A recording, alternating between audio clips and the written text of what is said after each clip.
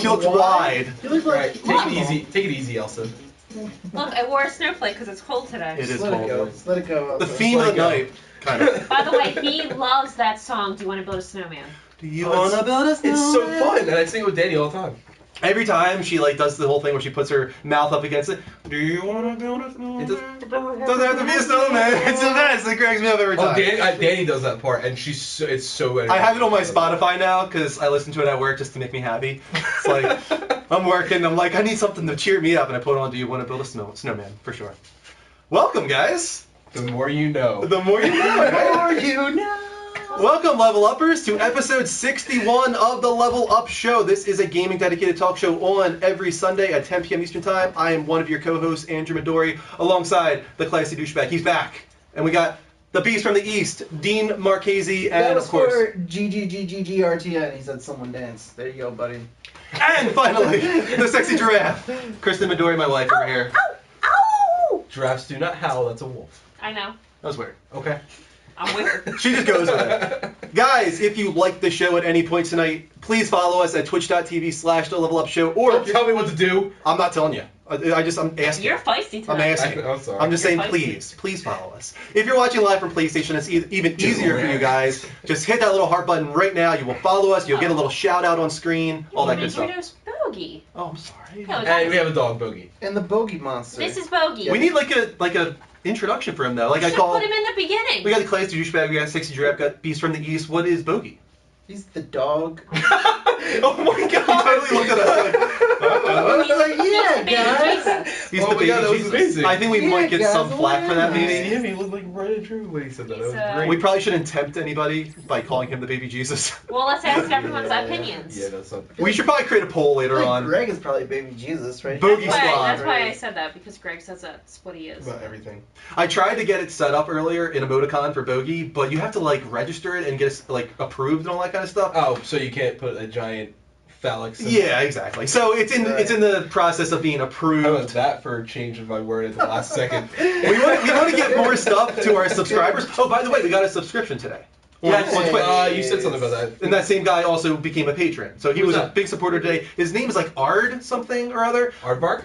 It just starts with Ard. That's all I really know about it. But he's now a Twitch subscriber. He's now a patron. All the good stuff. That's awesome. But for our subscribers in the future, I wanted to get some of those emoticons up. So I'm creating a Bogey Squad one, which is Bogey with the monocle. with the monocle. Top hat. Yeah, just monocle, right? I'm not doing top Maybe hat? I'll do top hat. I could do that. I thought maybe. that's what we were doing. I thought we were doing top hat and monocle. I could go with that. I could Yeah. do that. So I'm going to get you guys some emoticons for the future. That's another thing you guys can do at twitch.tv/thelevelupshow. You can follow or you can subscribe. We're also very active on Twitter at the Level Up Network, level spelled LVL. And please, guys, at some point tonight, anytime tonight, please go to youtube.com/thelevelupshow, level spelled LVL. We archive all of our episodes on there, but we have a lot of new original content going on there. A lot of reaction times, a lot of response times, TV, movies, gaming. It's all over the place. Every bit of entertainment is on there. Yep. It's good stuff. And then finally, see this right here? I almost wore my yellow one. Yeah. I didn't. You guys can get I almost hoodies did. like this one at thelevelupshow.spreadshirt.com. We also got t-shirts on there. We got muscle shirts, different sizes, colors, men's and women's. Is this new? Looks pretty sexy. Oh, yes, this is brand new. This is her Valentine's Day gift to me. Oh, that's sweet. Yeah, thank you. And I also made him a Level Up Show plaque, but I butchered it. We're going to fix it, though. Like, you cut it with a knife? It's just, like, certain parts of it got like, broken. Because I spray painted it on top of a cardboard box, and it got glued to the box. Oh, I hate when that happens. Yeah. Kristen, look at the number. We're above 100 already. Thanks for coming in, guys. But as I was saying, go to thelevelupshow.spreadshirt.com to get hoodies like this one. And finally, one patron today already. Thank you, Ard. But anybody else that wants to support our show in the best way, go to patreon.com/thelevelupnetwork. We got a whole tiered reward system where you guys can get things in return, actually. Like thank you videos, which will go up tonight for Dave Timmons and also TX Puck. So check those out, guys, and also thank you to those Twitch hearts. Keep them coming. So let's get into our only non-gaming portion of the show. My favorite part of the show. And the favorite part. Somebody's favorite part of the show. No, this is easily my favorite part. I get it a lot, though. I'm just saying, like, people will contact me on PlayStation or Twitter and saying, like, you guys should do more. The Level Up Show has no game. We hear you guys. It's coming. We're going to do more of, like, non-gaming stuff That's in the why future. you gotta go subscribe to youtube.com/levelupshow. Exactly. Listen to this man. But it is three... Plug it in there. Shameless. Plug. I plug it in all all day. I plug it in. All day. All day. All Three- day. All day, All day, son. All day. Oh my god. 3 non-gaming topics, 2 minutes each. Let's get started, guys. Start drunk All day, episode. son. No, it's not. All day. Okay. First topic. Dean Spider-Man. Woo!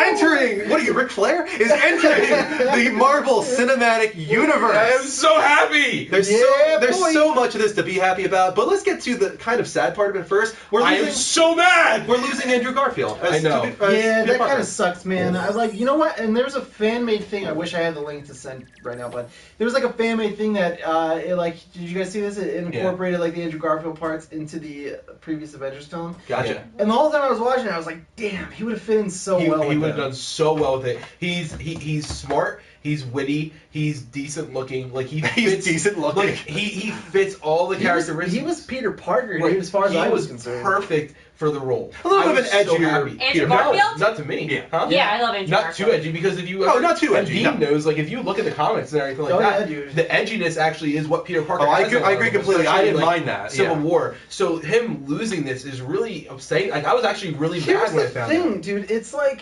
as far as Spider-Man, the character went in these films, Mhm. he was perfect. He did a great The job. He only was thing that sucked perfect. about the films was the idiot writing them. Right, Not- the nothing that was his writing fault. team was Right. So I don't Right. understand how this deal Sony can be like. and I including feel him. so bad for him because this was like almost a dream come true for him. Well, this isn't Sony. Marvel is the one that Right. didn't want Andrew Garfield. Right. Well, Sony No, wanted I Andrew said Garfield. Sony fucked it up. Yeah, I That's what mean, said. it- But in it's up order for to him make this because deal it was, work, it yeah. was a perfect. He wanted to be it. You know, this Also, was a dream for dude, him. He grew up wanting Just it. to so. point out, like, they finally nailed that suit, and like, I Yeah. Oh my think God, they- yeah. In the second one, And for it's sure. so much it's like so I can't, and like on so point. many people are saying, "Oh, I'm so happy that we don't have to deal with the Amazing Spider-Man, series." Like, shut up! It was better than anything else. Dude, You've I seen so enjoyed far. them both. I honestly. liked them. I thought they were. I thought they got probably bashed way like too much. one of the biggest Spider-Man fanboys I've known. After watching Fury, I think we can both say Logan Lerman is definitely a good Yes, choice. Yeah, I love I had that to watch shit. that then. Yeah. He's very good in that as well. He's a I good wonder what actor. they're gonna do now with Black Panther.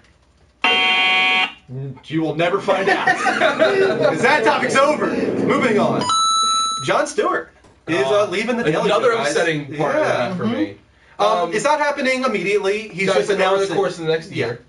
announcing his retirement, but Comedy Central, whatever, did say that this doesn't mean it's the end of the Daily Show either. No, and you know what? Did you watch it? Did you No, watch I didn't it? actually. Oh, you should. It was very like. Did you ever watch it? Yeah, sure. I watched it, yeah. So you'll get the sentiment behind it and everything like that. You could see it's very painful for him. But he said the funniest part of it was he's like I'll be able to go and experience something called dinner time with my family. Yeah. You know, something like that. And when you think about it, you're like, oh god, yeah, because you air it, you film it at like 5 So o'clock. does he have any ventures he's leaving to He's- pursue, or he's just taking a break? Nothing he said officially, but it's one of those things. Like he even hinted at it in his thing where he's like, "I'm not saying I'm done from acting or from the Right. performing world. I'm Yeah. just done with the Daily Show for now. I'm stepping out and letting someone else take." I my spot." imagine this is probably one of the dumbest questions ever asked, but was the Daily Show on every day?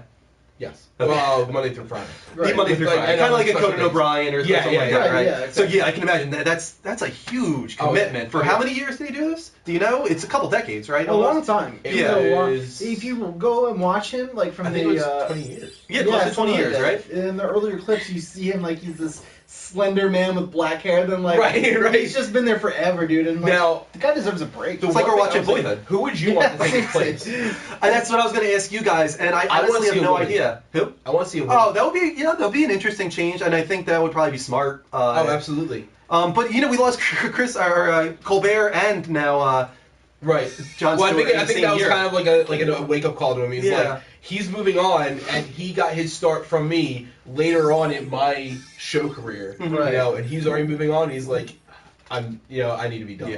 Yeah. I need to do something else. I'm just not the best person to answer that question though about a replacement because I'm not personally that into politics and that I'm kind not of at stuff. all. I know that's not entirely what it is, but Right. it's just that doesn't. Shut up. I'm sorry. I'm so sorry. Moving on. Last topic. You wanted this one. Oh my God! I'm so Definitely. happy. We got a little bit of Spectre behind the scenes. Of course, Spectre is the 24th, I think, 007 film Yes. coming out later this year. It's way above budget, is what we're hearing, stuff like this. It's like 300 million or more now. Yeah, I think they can make it back still, though. And I don't care about that. It's Yeah. they've been doing so well with Bond. Yeah. I was so worried when I saw them replacing James Bond with Daniel Craig. for the new one because he's a blonde, pretty boy. I'm like, this doesn't make sense. And Daniel Craig is now my favorite Bond. Yeah, I know. I agree. And I'm honestly saying he's my favorite in par or even above Sean Connery, who to me is James Bond. I think it cracks me up that like the first image before the behind the scenes was the one with him wearing those glasses, and everyone's like the only person that could ever pull that off is Daniel Craig, because it's the truth. It's like, oh my god, he looks glasses. So goofy in it, but it's so exciting to me. Like, and they not only do they, I mean, they work well. You know, the acting is great, but the cinematography is phenomenal. And that's one thing I'll always give to Sony, is they are really, really good at making sure the cinematography looks. We got to give credit to Sam Mendes, too, man. That guy, coming off of never doing, like, action. Sam Mendes did, like, American Beauty, for God's sakes, which, I mean, is an unbelievable movie. I love American Beauty. To do with, you know, fast pace or anything like that. Did your chat stop working? No, mine's still Why running. is my chat not working? Maybe I want to refresh. But yeah, Sam Mendes, he's coming back for this, and I can't think, I mean, I don't know the most about the Bond series, but I can't think of another, like, Bond after Bond that had the same director.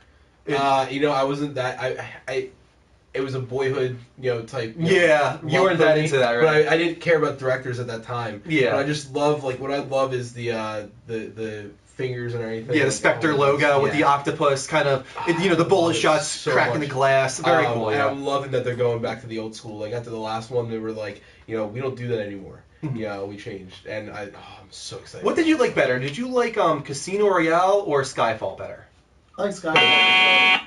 I like Casino Royale. I like them both for two different reasons. Casino Royale as well. Yeah, I liked Skyfall a lot, but it wasn't quite to Casino Royale for me. See, they were equal to me for different reasons. They're awesome. Quantum of Solace is obviously below the two of them. If anyone said anything to me within the last 2 minutes, I didn't see it because my chat stopped working.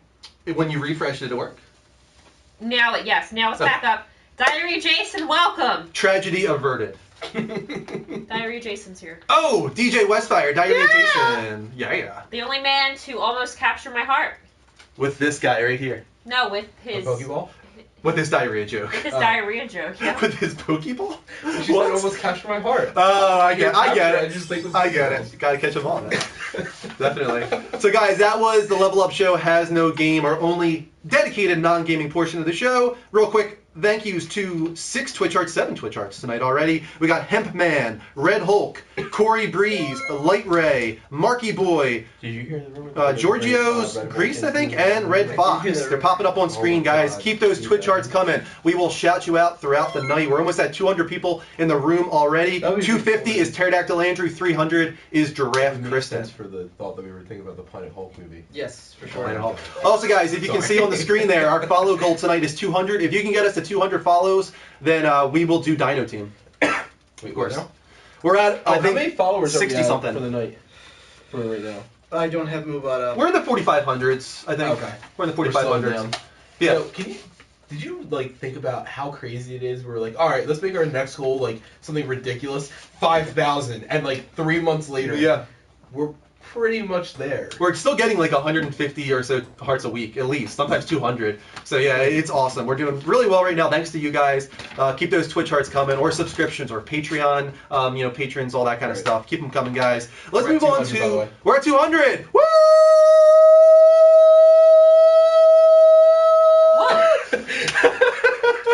I'm waiting for you to support me. I'm banning people who are giving out someone's phone number. Ooh, that's not good. Never do that. Yeah, this kid's a problem every week. We're not going to acknowledge him. So, as soon as we see him, you're banned. Okay. BMC, we got your back. Nice. But let's move on to what we've been playing this past week. Okay. Start with you, Dean. Dude, I'm happy to say I'm playing different things finally. I am like 11 to 15% into Assassin's Creed. I'm loving it. Does it actually tell you that, or did you figure this out somehow? No, it says that when you go to load and he's not 10%, he's 11%. Yeah, he's 11 to 15%. When you go to load your game, it has a little bit there. Gotcha. I love it, dude. I'm still kind of figuring things out. I'm working with the companion app to unlock stuff, but I'm really enjoying that. I've been playing that a lot. And you were really nervous about the companion app. You don't like those things. And not normally. No, but like we said, me and Greg were trying to reassure you, like, no, it actually is legit. Like, yeah, it's pretty fun, dude. The puzzles are hard. That, and I actually picked up a whole bunch of the. I actually picked up like a bunch of the Lego Batman DLC. Haven't played it yet, but I did start playing the new port of Super Stardust on PS4. You guys have got to check it out. It's only $10 and it's so good. Yeah, I need to get So that. I good. forgot about it, but I have to get Get that. it, dude. Let's play some multiplayer. That game is awesome. It's called Ultra, I think, right? Super Stardust Ultra. Yeah. They did Delta on Vita. Yeah, and now it's, Ultra. I think it's seriously like $10 and some change. It's well worth it. Not even just that. Those guys are on a roll right now. Resogun. Thanks, dude. You better advertise that right now, man. Dude, is that current or is that an old one? Today's sponsor, Starbucks. No, I got this from like maybe 2 months ago. We get shit like this all the time, dude. If I see a Yeah, I good one, know. grab That's it. sexy. Let me know if they have it. I want one. This But- is Andrew. Yes, I'm Andrew. Hello. And that's Mike, and that's Dean, and I'm Kristen, and that's Dean. Hi, I'm Dean. That's my name. But what I was gonna say is Housemarque, man. They're on a roll. The recent support of DLC on Resogun, man, free, completely Yeah. free. I'm Added excited all for these that, different too. game types for like, oh my god, like, and trophies too. They added like 9 new trophies for free. Like, you can't beat that. Those guys are awesome. Right. Yeah, I really I'm like those pumped. guys. I'm pumped to get some more trophies out of Resogun. What's going on with you, Mike? What you playing? I went a different route than the Super Mike saw Stardust. 50 Shades of Grey, didn't he? No, That's what you were about to say. Did you? not at all. He went and sat there by himself. Not What? that movie. What happened? Completely. No, I have utter hatred for that movie. Yeah. But no, I actually went a different route than you guys did. I went with Geometry Wars. Oh, nice. I was so into the original one on Mhm. 360 and the second one that followed. So it's only $10 right now for the flash sale for nice. PSN. So I got Ooh. that. Speaking of flash sales, I just wanted to say real quick that Little Big Planet 3 is $20 right 24 now. bucks. $24, Yeah. and there's another one that was down to $10. Oh, Rayman Legends is I $10 know, right I now. almost- no, it's- 75% off. Is it $10? Yeah. 24. 100% I sure. almost got that too. I actually got something for us, Mm. for all of us to take part in, the Jack Party Pack, which gives you Don't Know Jack, Fibbage, and a bunch of other family style party games. Nice. So we can all play for family game night. Little tease at what we're going to be doing Yeah. in the future, guys, on our YouTube. So I jumped right on that. So Nice. that was only $10. But I went into Geometry Wars. I love it. I dove back into Diablo again, pretty hardcore today with a couple people from Trash Talk Tuesdays. Mhm. We went into that, but I dove into Dragon Age. That Me, man. dark Oh rabbit hole. my god! Did you reach the title screen? Right, no, I was like, I'm like going in, and I remember your story, and I'm like, okay, and I'm like, maybe I passed it because I got up a couple times to Yeah. go in the other room real quick, and I came back, I'm like, maybe I passed it, and I go in, and it's like all of a sudden it pops like dun dun dun. I'm like, look, I've been in here for 2 hours. Yeah. Like, what happened? It's like exactly the same as Dean, like oh 2 my hours. god. Yeah, dude, it took a long time. So and it's difficult, man. It's challenging. Oh, I've been playing a lot of Call. Have you been in Call of Duty lately? No. I've been playing a lot of Call of Duty, dude. Have you? Maybe I should pick that up again. Yeah, we need to I get have in too that much. together. We need to do some multiplayer. I was trying to end my Destiny thing. I'm pretty Yeah. much done with it. I'll do it for Trash Talk Tuesday. Really? Yeah. Yeah. Well, I'm done. I have nothing else I need. Really? Well, I'm okay. done. Until the next expansion pack. Right. Well, they're also possibly rechanging some of the stuff for the original raid Yeah. and stuff like that. But other than that, it's so repetitive to where they're not adding enough to keep Diablo. At least there was so much content to keep it repetitive. Yeah. But it just hit a wall for me. So. It's about time. That's all I have to say. I Thank you for the did. Twitch art, You Jammer. didn't mention Rayman. I did. You did. mention Rayman. You did? Yeah, Sorry, $10. I guess I was busy banning.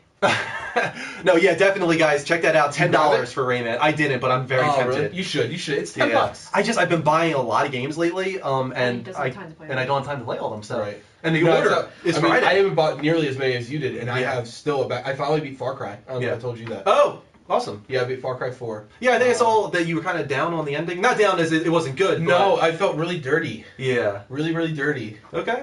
Like, it's one of those things where you're playing and you feel dirty with some of the choices that you make, but you're like, all right, well, I'm just making this to, make the end result better. And it never gets better. You just Yeah. keep chasing the dragon, and it's just, and oh man, I just felt really dirty at the end. Gotcha. I felt pretty You're from dirty. this Dirty week, too. Jers. Yes. Yeah. I'll say Troy Baker is amazing, by the way. in He wasn't in it nearly enough.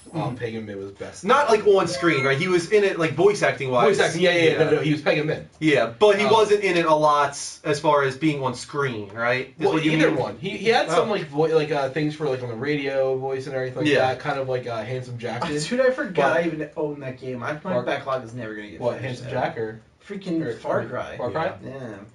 It's actually, you can beat it. It's relatively easily. unopened. It's in the plastic wrap still. This is what I do. I buy games and then I just He sounds hit like it Rick. over my head. Yeah. dude. That's what Rick does, but Rick just actually It's a nightmare. plays through them. It's I just don't not enough get it. time in the day, man. Eventually I get to them, but like Far Cry, I'll play that Well, July probably. And you probably are at the same point as I am. Like we're to the point in our life where it's like we play games for the X amount of time that we used to, and it's just like, where did the day go? What the hell did I do with myself? Like, I played Diablo 3 today for like 7 hours with a couple of guys from Taxel Tuesday. I'm like, it's 6 p.m. What the fuck is going on? Like, that's insane. I can't play games that long straight unless it's like Final Fantasy anymore.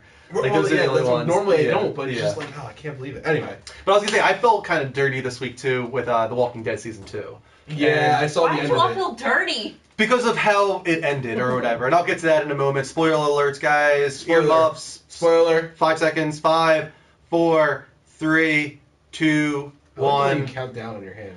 All right, so I finished. I'm done. It's I saw over. it. Walking Dead Season 2 is done. And my decisions were supposedly a lot different than everybody else's. Everybody was like, why did you choose that? Why did you choose that? So basically at the end, you've got two characters that you're with. You got Jane and Kenny. Kenny is a character from the first season that's always been a loose cannon. You can kind of see him in the first season, go was crazy. he the one who you saved his son? Yeah, well, you tried to say Duck was his son, and he does die no matter what. Duck dies, and that is the first thing that sets him off. At the farm, right?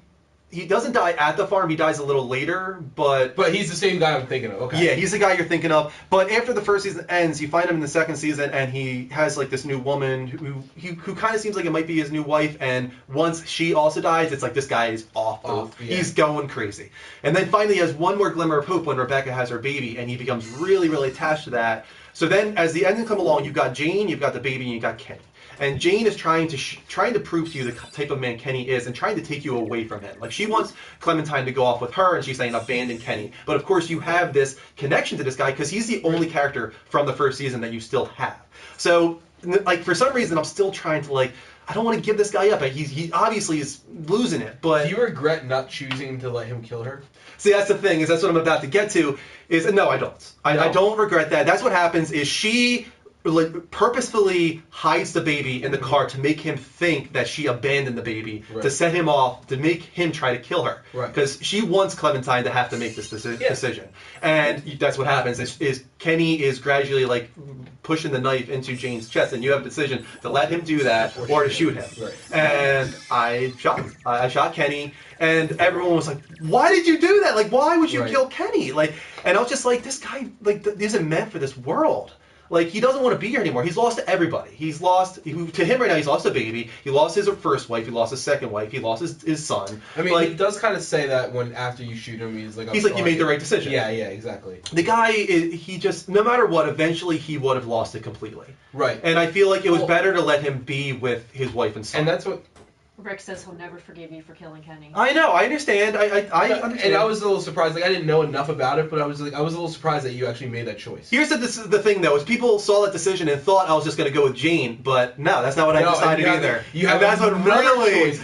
Actually, that really surprised me, because I didn't think that they would let you start the game out with, like, 3 different options. Yeah, that's what it seems like, which is pretty ballsy. Right. But when Jane tries to ask for your forgiveness, saying, like, I lied to you, you're like, I said fuck you. And the reason I did that is that leading up to that point, they're constantly arguing, and I felt like the adult in the group. It's like I'm better off by myself with these two than with these two people. They're not good people. They're lying to me. They're manipulating me as a little kid. Like, and I've defended myself this entire game, like an adult. Like, and in that moment, I was like, screw you guys. What like, is in his mouth? I feel like I'm better off on my own without the two of you. So I said screw you to Jane and kind of to Kenny, and I went off on my own. So I'm very curious to see how they make that work in this third season. Like, do they find a way to bring Jane back quickly, no matter what? Because it's like, are they really going to have it so that you have 3 different paths? Well, here's what I was thinking. What if they actually... My thought was actually they were going to kill off either one of the adults. It didn't matter at the beginning of the next one.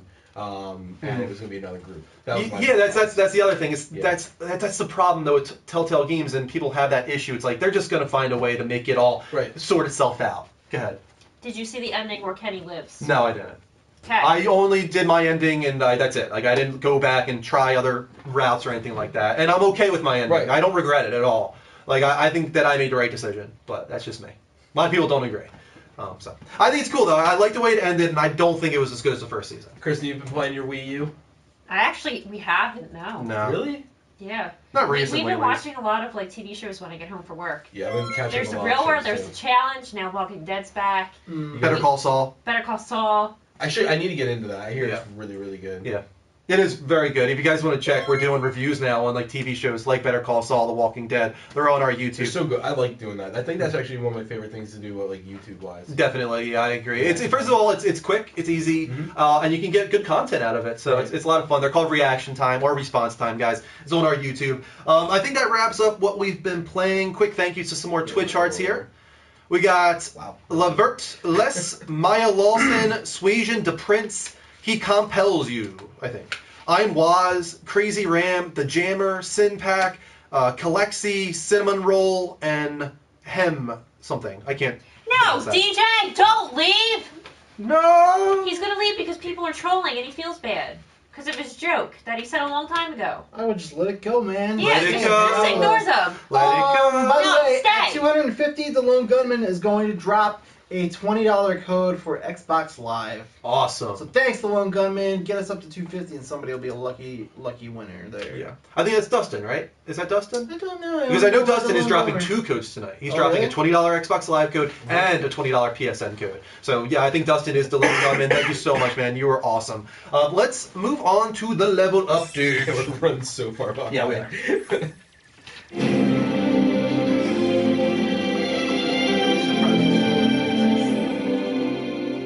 Show's over. Right? The newsroom is over. We're allowed to use their music now. We never watched the last episode. No, we still haven't. We heard Really? it wasn't that good, so we will get around to it eventually. First up, big news. Bethesda is hosting an E3 conference for the very first time ever. And the first thing everybody thought was Fallout. And I agree. That's the first thing that came to my mind as well. It seems due, considering this is our first ever E3 conference. It's been how many years since Fallout 3?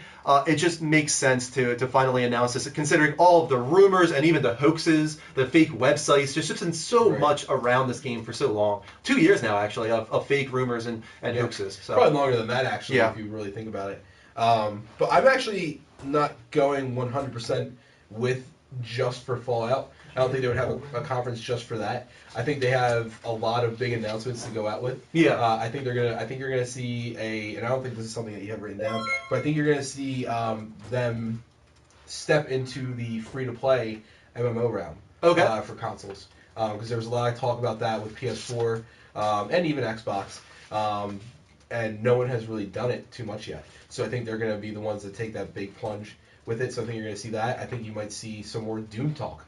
On the next. I agree. Just because it's been so long. Right, we haven't seen too much recently. They announced it. They had a little teaser for it. I think it was a CGI teaser, but since then we've seen nothing. Another possibility is Dishonored. It's been a little while since the first Dishonored. Yeah. That is Bethesda. So Dishonored 2 is another possibility. But we're kind of curious what you guys think they could announce, because it'll be multiple things. This is an E3 conference. They're not going to do an E3 conference for one announcement. So what do you think they'll do? Will it be Elder Scrolls 6? Would it be Fallout 4, Dishonored 2, or maybe some more Doom information, like a release date or something along those lines? I'm just going to say right now, it's only going to be, if they do Elder Scrolls, I think it's only going to be the name. I agree. It's only going to be a teaser of the name, that's it. Yeah, and I don't think they'll do, like, multiple major announcements. Like, I think if they do Fallout 4, they might not do Elder Scrolls at all. It's like those are huge games, so I think they'll save one for another moment later in the year, or maybe even next year. Like they don't need to blow their load with both of those games just in one E3 conference. So Kristen's putting up the poll, guys. Let us know what you think. Some people. What? I bet you Rick's gonna. He always like cringes when you say that. It doesn't always mean just that. I know, but it sounds like it. I know. I mean, that's pretty much what it means. All right. By definition, that's pretty much what that How do you means. guys feel about Fallout? I never played through it. I never got to. I've never played any. I hear it's awesome. We're about to get a ton I heard it's of very fucking good, yeah. hate. Oh, I know we'll get a ton of hate We're for that, gonna but get a bunch of hate. I just never. Pat had it, and I watched him play it. Yeah. So I was always over there, so I didn't have to have it myself. And I was honestly never really big into RPGs. Yeah. The only reason I want to play it is because of word of mouth and just everybody thinking it's so great. But otherwise, it's not a game that would typically interest me. So, but because of that, because of everybody going crazy over Fallout, it's something I could try if it gets announced. Yeah, absolutely. I'm definitely gonna grab it. Yeah. Seeing how much I loved a lot. It's Elder Scrolls or anything. Yeah, go ahead. But also, spiritual successor to Banjo-Kazooie was revealed.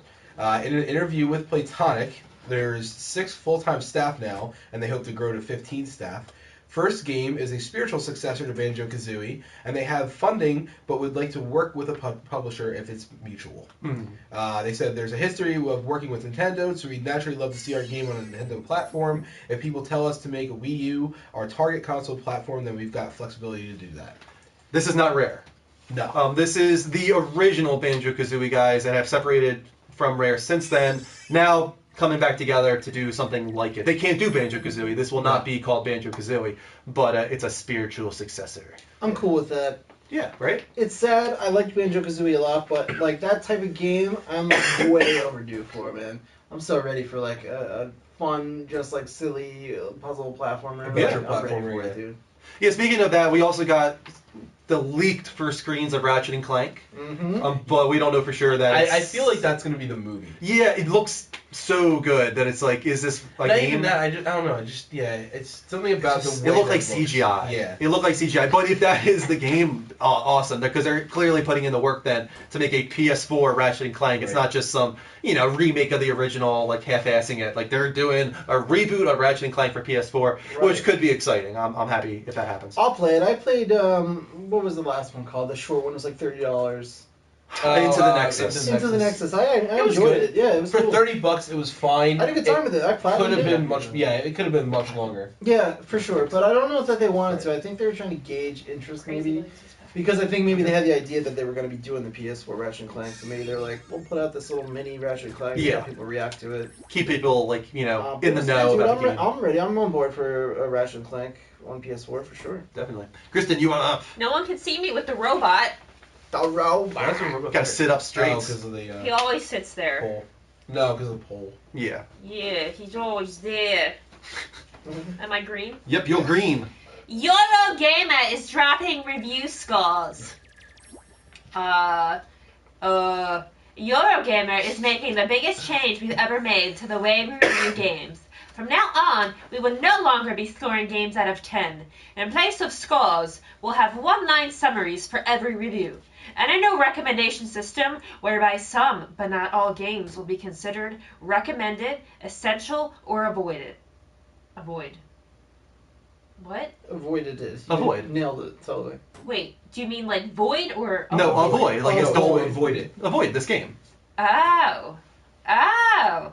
As a result of these changes, we will no longer be listed on the review aggregation site Metacritic. Which is great. In equally big news, Eurogamer said, we will only review from final retail versions, and online games will be reviewed after they've launched. So this is actually huge news. This is the move that I am hoping to see more from other companies. This is the start. Yeah, I feel like they're trying to get this thing going, and there are a few sites that already do this, but for Eurogamer to do it, that's a huge publication. Yeah. And to basically intentionally remove themselves from Metacritic, it's like they're going to lose themselves a lot of traffic. Oh yeah. But they're saying this is the way it's got to It's gonna go. be worth it. And the reason is because of what pushed this, I think, was Broken Games. It's like all these publishers are doing these review events where they give them a version of the game that doesn't have problems online with the network, and it's completely deceiving to them and Right. eventually to the consumers as well. And the only way they can avoid that is to wait until they have a copy that everybody else is playing, and to stop doing review scores. Everybody always gives it shit, but the one thing I liked when I was younger and I read Game Informer, and when I say that, I'm talking like when I was like 10 years old or something, was you could look at a preview and you could read the preview and they would tell you everything they liked about it, but then towards the end, they told you some of the concerns they had and what worried them and what they didn't like or what they didn't know if it would hold up. And there's only a couple people that still do that now. Kotaku is one of them. Yeah, yes, no, Which is maybe. why- right, which is why, like, and that's their preview section, not their review. I'm talking about the previews. Mhm. They'll still do that now, which is why I followed them for so long. No one's doing that anymore. Every preview you read on any other website or any other game place is going to be like, this is great, this is this, we can't wait for this to come out, tell us what you think. Bitch, I want you to tell me what you think. You played it, I have no idea what to think. Like, I hate that. So this is a really good step for me. Gaming journalism is definitely, it's on that edge of changing big Yeah, time, like I a agree. revolution kind of in gaming journalism, which is good. I mean, this was a lot of that.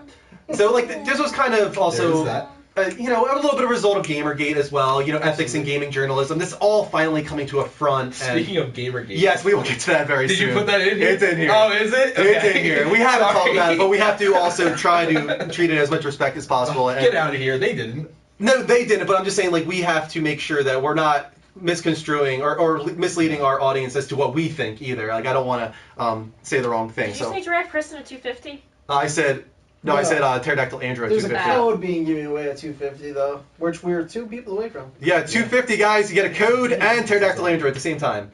So, I right, can't get dude? over it. I know. I was just talking. They're usually so This has plain. been a topic of conversation all day today. Show that off I right brought now. this to my dad's, and he was Well, like, "Where no, do you like, get that mug, man?" do you go to Like, Starbucks work, that much? dude. No, I don't. Okay, Why see, I does go it to have Starbucks black? Just probably ceramic. It's just paint. Yeah. It's just the design. But like I go to Starbucks probably like 3 or 4 times a week, and like I always look at the different mugs and everything that they have, and like this is, I've never seen this one. I'll tell you what, dude. I'm gonna give my quick Starbucks pitch right now. All right. If anybody from corporate at Starbucks is here right now, contact us. I hope not, because first of all, I hate my job, dude. But I will say this, dude. They have wrap mugs, and these, if you drink your coffee out of these, like you get that Right. funny taste from the plastic ones. Yeah. You can like heat it up in the microwave, put it in here. Ceramic just goes let it in the sit. microwave, right? Yeah. That's But the like kind when of you glass put I like you need. get those plastic ones, it tastes like plastic after a while. But Right. like these keep it hot and like it just tastes fresh all the time. This mug's a bomb, dude. Right, So well, I that's- have the plain one. The Okay. plain white one, but The I last like time the ones with I designs. tried to make hot chocolate in the microwave, I was going to stick a non-microwavable cup in there, and thank don't God do that. Andrew was there. But then I had to pour it back and forth into another mug, so I should just get a ceramic cup. Yeah, you should. Yeah, They're True awesome. story. yeah.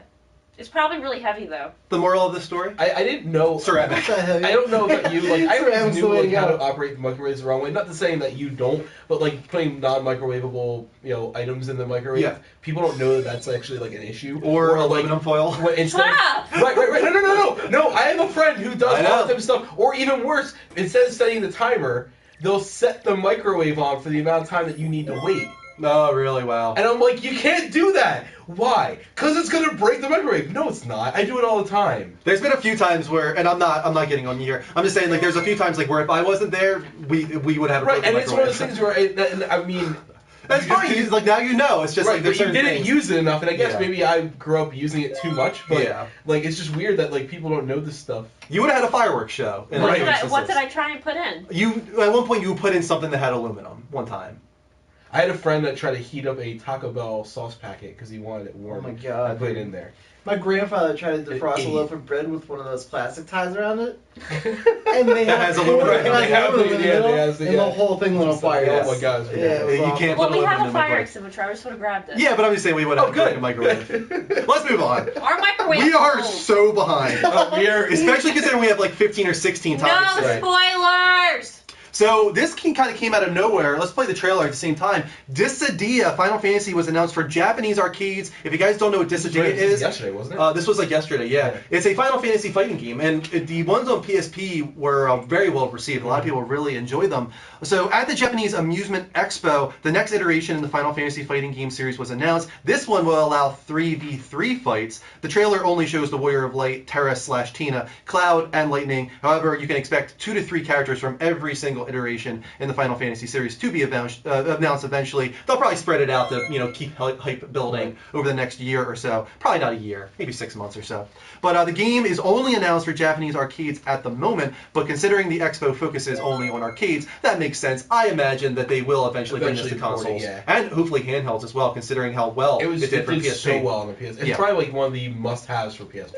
It looks great though. A lot of people were like, "Is this CGI?" Like, no. You see Cloud at the end, and this might be my favorite version to me, of Cloud. like yet. this to me is what like Dragon Ball Z is to Dragon Ball Z fans, to anime fans. Like this looks perfect. Like Dean, I don't know if you were watching this, but for like a Final Fantasy like person who's big on it, like doesn't this look exactly like what you'd want out of a fighting game for Final Fantasy? I mean, yeah, it does look like very Dragon Ball Z. Yeah, Yes. 3 people, a 3v3, and not even just that. Like you have a full 3-dimensional environment that you're not like stuck Right. on a 2D axis or anything like that. You just are in this environment. Not even Super Smash Brothers. Like this is just Right. this is an open field for you to just go nuts on and do crazy limit breaks and stuff like that. There's Cloud at the very end here. He looks awesome. He looks so good in this. So I'm really excited for this personally. If it does come to consoles, I am on board 100%. If not, you're gonna be taking a trip to Japan. To play in the arcade? Yeah, arcades are so dead here. It's like it'll never happen. Yeah, So. they Yo, really can you imagine are how awesome it dead, will be when you go, like, if we ever go to Japan and like there's like an entire giant arcade? I would they love have to over see there? that, yeah. Oh my god, that'd be amazing. It kind of reminds me of Lost in Translation. Remember where they go to the arcades Yeah. and stuff? And it's like, whoa, they really are into arcades still over there. That's Right. awesome. But yeah, Square Enix, get your head out of your ass, man. Make this come to consoles and handhelds in Get America. your head out of your ass. Please. I'm gonna Please do make that. hot chocolate. Cool, dude. Okay. Be careful not to put Alright. aluminum in the microwave. So, guys, let's open up the Skype lines. Mhm. And I will put the banner up on screen, of Oh course. man, this is a fun episode. I think we're just going to take one call, guys, because we're It is we're good. pretty far behind. Oh, we forgot to put the character poll in there, but Yeah, Kristen, maybe when Kristen gets down here, if we have enough time, she can we'll just get throw this it in. poll and we'll- see if Skype goes online here. Come on. There it goes. So Skype is live, guys. Go to Skype at the Level Up Show, spelled exactly how it sounds. Also, thank you to Red Fox Boom for subscribing on our YouTube. That was fast. Oh god. Hey, Liam Neeson, how you doing? I don't know. You don't know how you're doing? Was that? You're getting ready to find out how I'm doing. Was that the new Banjo and Kazooie trailer that you just showed? No. The Wild Those were the awful nuts and bolts. Yeah, that was what, like 4 or 5 years ago or something like that. Nuts and You bolts. almost set me off. You almost set off a bomb. You almost made me throw a grenade onto a parking garage. Is that because of excitement? That would be my shit. Is that because you're excited for the next Banjo Kazooie, Liam? What? Couldn't cut it out there. Are you excited for the next Banjo Kazooie, even if it's a spiritual successor? If it's gonna freaking be what nuts and bolts is, I'm gonna freaking go to wherever they're making it. Rare, I will find him, and I will kill him. That's Well, we do not condone that. Yeah, I have no fear that it's not going to be that. Well, wait a minute, dude. Are you Liam Neeson or are you the dude he plays from Taken? Because now you're blending your characters together. And also, what are you eating? Right? Every time he calls, there's always like so much going on in the Yes. background. Okay, we got to move on, Liam. Thank you for calling in. Have fun with Taken. I will find Rare. Okay. All right, let's take an actual legit call here. Brooks, welcome to the show, man. He has a lot of intro. Hey, Brooks, you're on the Level Up Show. What do you want to talk about tonight, man? For realsies. For real. Not for play plays, for realsies, man. You are on the Level Up Show. No way. No way. He's so excited. Oh my god. Dude, we're talking about gaming, dedicated stuff right now. Anything you want to talk about gaming related, shoot. Hold that trigger! You can do it, man. Do it, man. What do you like? What do you like? What's your favorite game in the world? Pong. I'm on the I edge heard of my Pong. seat right now, dude. You need to tell me what your favorite game is. I'm on the edge of my seat. What's your favorite game of all time, Brooks? Wait, what's your what? What's your favorite game of all time?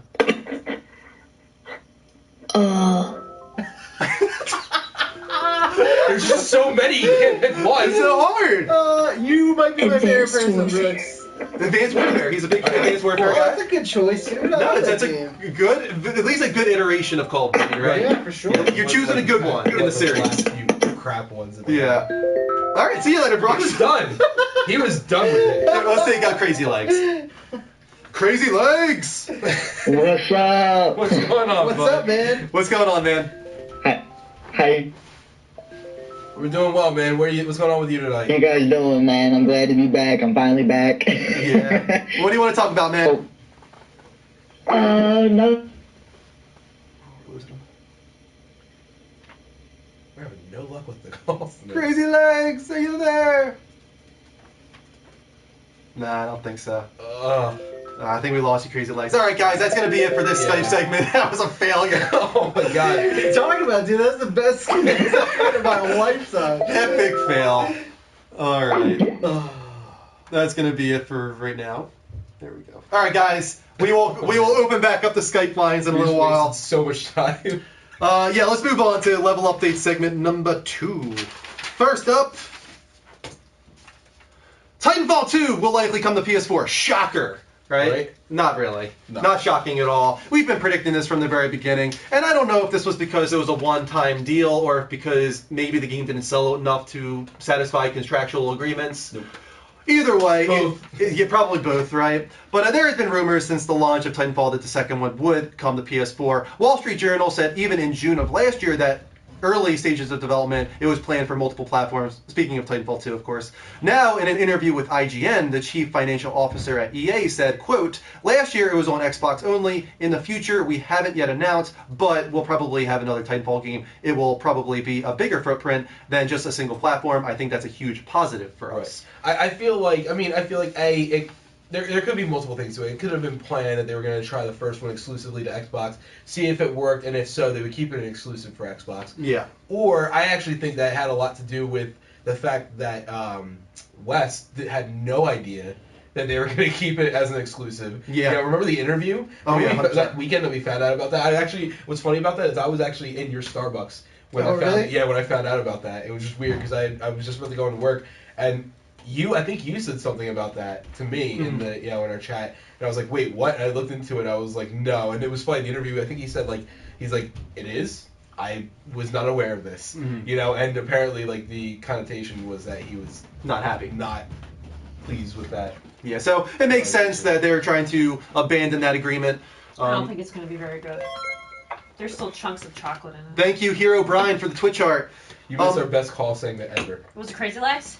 Well, actually, It was partially Crazy Legs. Crazy Legs. I can hear. It just nothing worked. We just had a bunch of broken calls, pretty much. Mr. Stay Smooth. Yeah, let me read off some Twitch charts because I forgot to And after the poll. And the poll, our yeah. last call segment.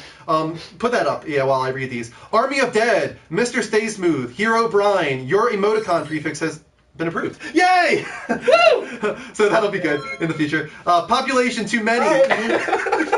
Because he didn't want to do it. Fuck me. Master Up for a Chief. high five, dude. DJM, Abundant Athlete, Captain Jack, Too Fresh to Death, 0005 G-Man, and Corrupta, and Brad3333. Thank you for the Twitch hearts. Keep those coming, guys. We're still so close to 250, but we haven't gotten there yet. Dude, it keeps dipping back down. Yeah. as soon as Let's it go to the gets poll. Guys. Only 15 people voted. Okay, that's all right. They might have got a refresh or something. 16. Man, you want to give you a high five? I'm sorry. But Elder Scrolls the majority was 6. for Elder Sorry. Scrolls that they want. No that to one be thinks announced. Fallout 4? Yeah, I guess not. People are thinking Elder Scrolls. I think that Fallout I 4 think is much that's- more likely. Yeah, I don't think that's going to happen. I think all you're going to get for Elder Scrolls is going to be a name tease. Yeah. You know, kind of like how they did with the symbol for Skyrim last year. And I think they already kind of teased what the name would be for the next Elder Scrolls, didn't they? Did they? I feel like somebody in our chat or called in and said that they had teased what the subtitle of the game would be. It would have been a bigger deal than they made it. One more! Oh my god. Get us to 250. You get Pterodactyl Andrew and a $20 Xbox Live code in the chat room, guys. Get us there. Let's move on to the next Ew. story. Uh-oh. See, look at this chunk. You didn't stir it up enough. I did start. It just wouldn't dissolve. Oh, and the Lone Gunman wants the best Pterodactyl Andrew ever in order for him to drop his Does code. that mean loud? What does that mean? Just the best, dude. Just give it everything best around, that you Andrew. have. You're the best. No one's ever going to bring it down. See, I'm worried because to me, best means loud and Listen, just I'm giving it my explaining all. to you something I was 254. taught in chorus. All right. All right, there it is. Volume started doesn't this. require Yeah, volume is not- louder. Okay. Yeah, just quality needs does to not be depend on volume. Okay. Great. Thank you. The Okay. polls are broken, just so you know. Okay. I don't know what's been going on with polls lately, but I got to channel the pterodactyl right now. Yeah, dude. All right. Make it good. Lower your volume. Lower your volumes, guys. Volume. Volumes. Get your hand on that volume knob and lower that volume. Earl. We gave you fair notice. All right, go.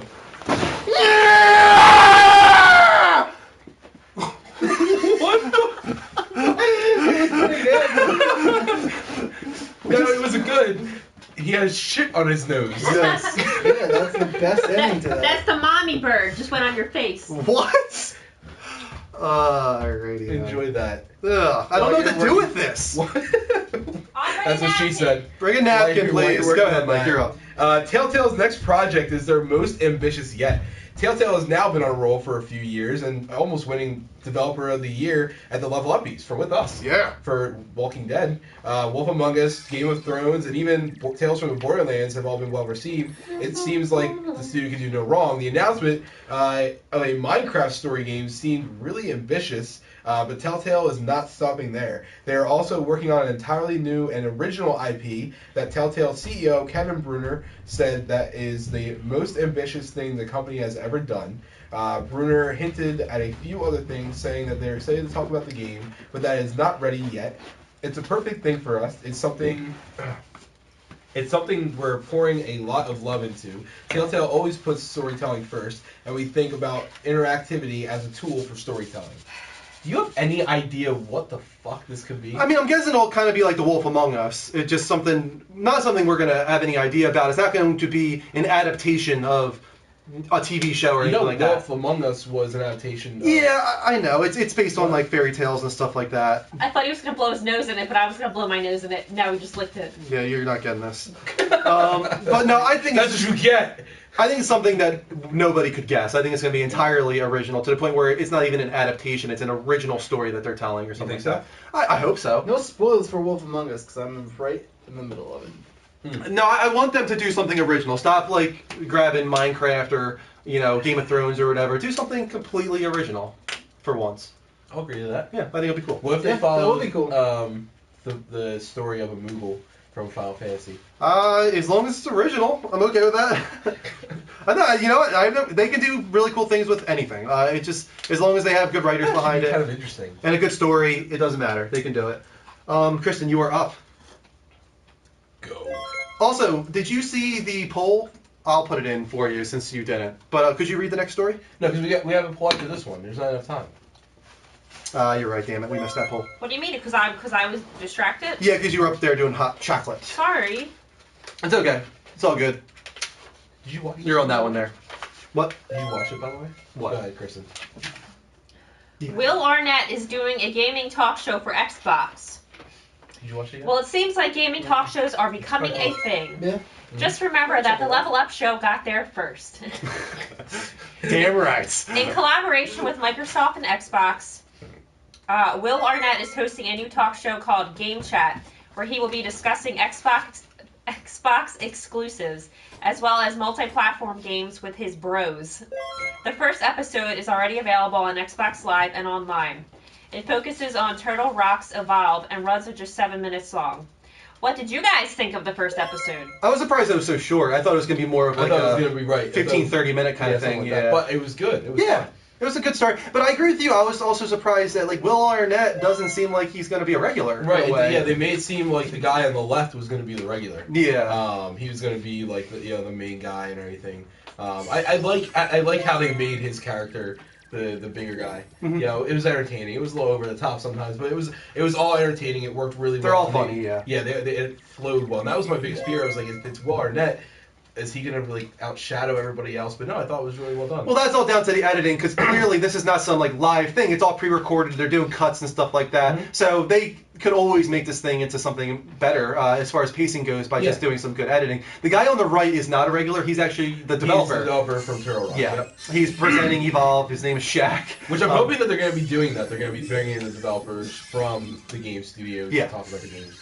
Because I feel like it flows a little bit better. How often are they going to do this? Do you have any idea? I haven't seen anything for it. Yeah. This was actually out of nowhere for me. I didn't realize it was up already. I thought it was like something that was coming out. Yeah. And then all because we had just talked about it, and then all of a sudden, like 2 days after we talked about it, it was on my Xbox dashboard, and I was like, oh, Yeah. all right, I'll watch this, I guess. No, I imagine that it's probably going to be 100% focused on either Xbox One exclusives or games like Evolve that have like a lot of Xbox allegiance to them. So I have a feeling that's I probably can going see to be that. the case. Yeah. I mean, you're not going to see it for the order. No, well, obviously, yeah. I'm just saying, like, I think it's only going to be like Call of Duty Which sucks, with they're not map gonna packs get- exclusive to Xbox Right, and stuff like right. that. So it's going to suck because you're not going to get all the games. No, you're going to, not like us, Yeah, right?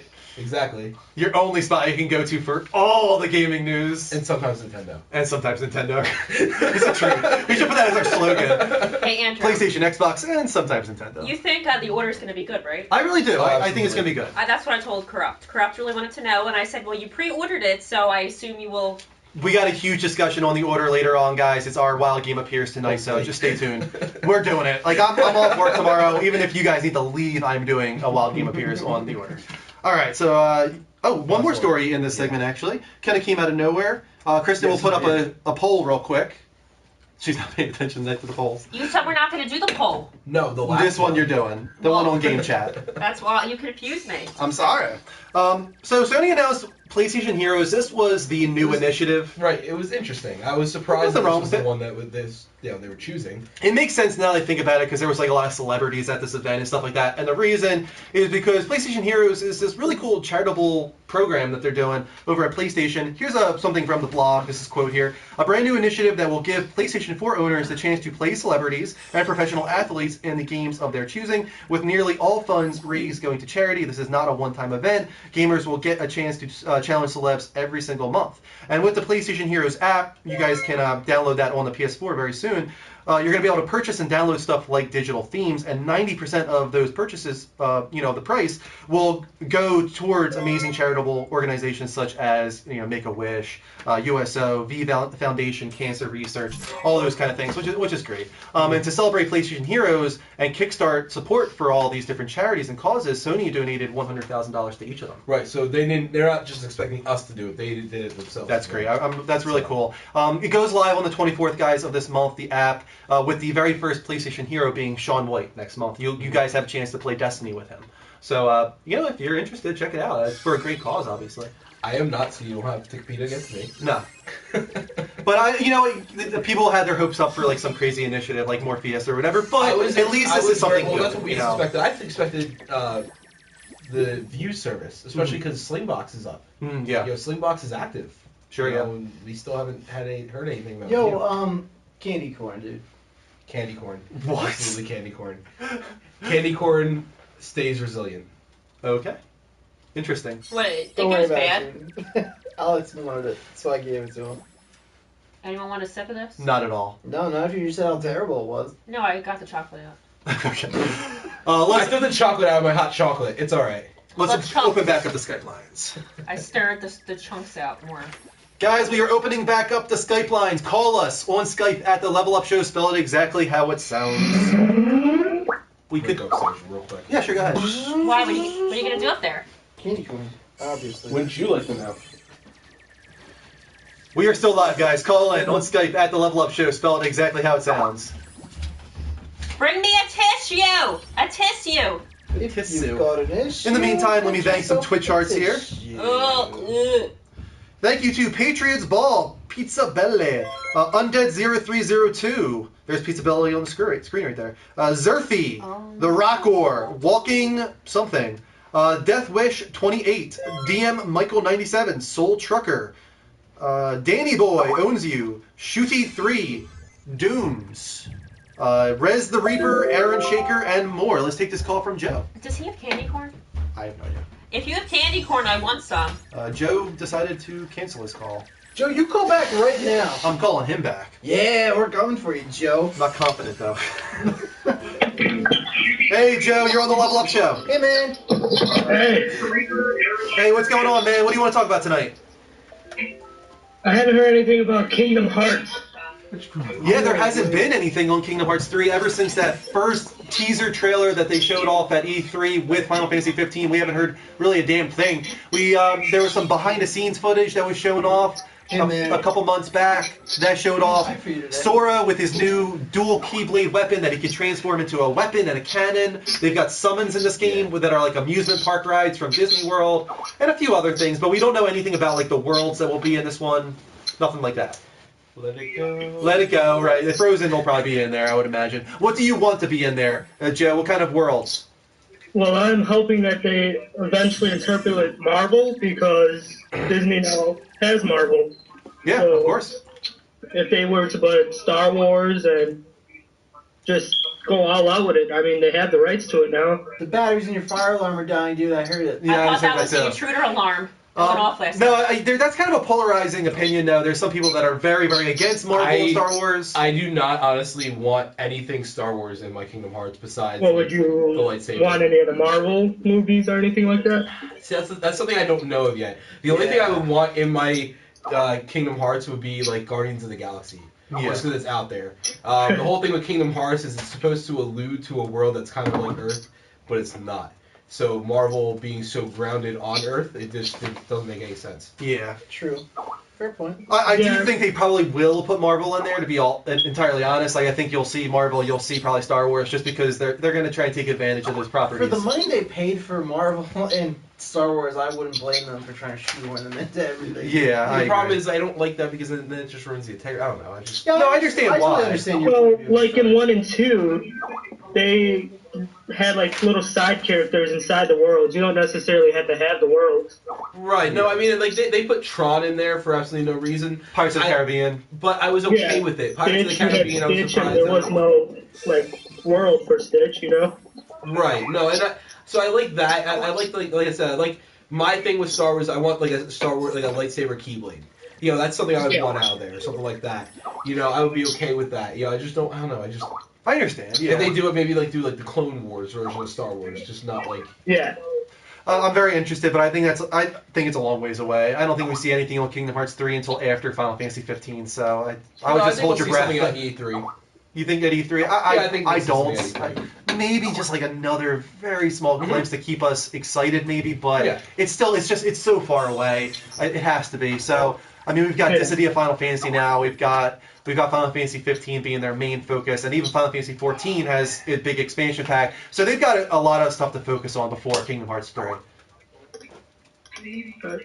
Thank you guys. All right, thanks, Of course, Joe. man. Thanks for calling in. And get that fire detector fixed. That's I don't know ours. why It's you dangerous. Oh, is it yours? That's our fire detector, Oh, yeah. I thought it No, was his. no, No, it's it's his. his. I think it's his, man. That's Oh. not yours. I think it's fine. Oh, good. Thank you. I'm glad it is. All right. I'm glad it is. I don't want to burn it. Not you. It's okay. Well, I didn't want to have to go over there and change the batteries. Man. All right. See you later, Joe. All right, bye. Yo, Andrew, a lot of people are asking, what is this poll for? That is for the first episode of Game Chat. It's on Xbox. It's hosted by Will Arnett, and the very first episode is up on YouTube on Xbox Live. You guys can check it out. If you did watch it, what did you guys think of it? It's very short. It was just 7 minutes long, and it focused on Evolve. Clearly, a lot of you didn't watch it, so Yeah. You should though. It's fun. let's try Crazy Legs again. All right. Hopefully his connection. Crazy Legs, welcome back. Try number 2. Yeah, let's see Yeah, if this right? works. Go ahead, man. How you guys doing tonight, man? Like We're I doing said, happy Valentine's Day to everybody. Happy Valentine's I'm doing Day. all right. I'm still here, still alive. Good. Good.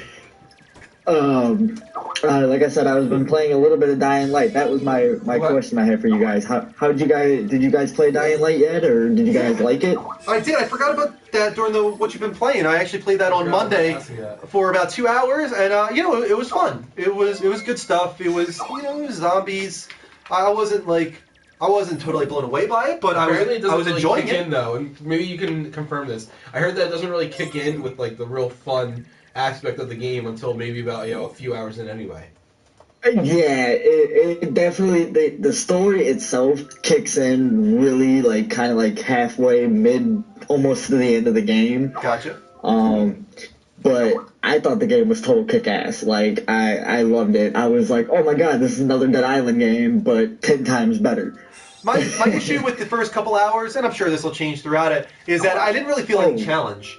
Actually, even when I was surrounded by zombies, it was so easy to just play at night. run out of them. I was able to get to a safe Go out at zone nighttime. before night. Right, well that's the thing. Nighttime is the hard mode. Well, I thought That's where that's you get- kind of what you avoid, though, don't No, you? no, you get double XP. Oh. Not paying attention to anything I read off. I mean, I'm only in the first couple hours, so No, I haven't gotten far enough to even find out about that kind of stuff. The only time I only found night one time, and it was at the very end of my playthrough, and I was able to get to a safe zone. Right. Before it's Spoiler really wasn't night. alert, I'm letting you know now, there is like one mission that you have to do during the night, so Okay. yeah, get kind of used to being out at nighttime. I know, and also I need to start killing more zombies because I realized that like I'm not picking up any loot or cash or anything like that. So I need to start killing more zombies in order to buy things because Right. I didn't have enough money for anything. But it seems like a pretty cool game. I actually got it for free. Somebody on our show donated it to me, so I want to play it. But at the same time, I have a lot of other games that I actually bought Right. that I would like to play. So it's going to be one of those things that I might come back to here and there.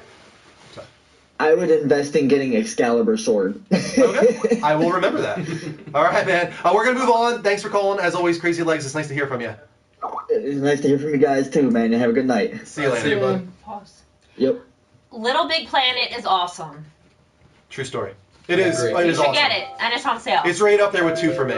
Yeah. As my favorite. It's better. No, it might be. It Yeah. has Oddsock, who's awesome. Yeah, I agree. No, the new characters are what sets that in front of the other See, ones. and we were afraid they were gonna be like cheap and. They just offer other mechanics, and in a lot of ways they get rid of the floatiness that so many people dislike about Sackboy. It's like plays Oddsock then, because he's exactly what you want then. I really enjoyed every character. Oddsock. Yeah. She loves dogs, so That's him obviously. running. Yeah. Good. I was not sure what it was. Let's take a quick commercial break, guys. I need a drink. Greg is in the room. Totally. Oh, Let Greg. us know when. Greg Bergen, welcome. That's up, Dean. I'm going to run it right now. Good night, Scotty Woo. Okay. All right. Secret word? The secret word. Clan. Boobs. No. Maybe. Clam was worse than boobs.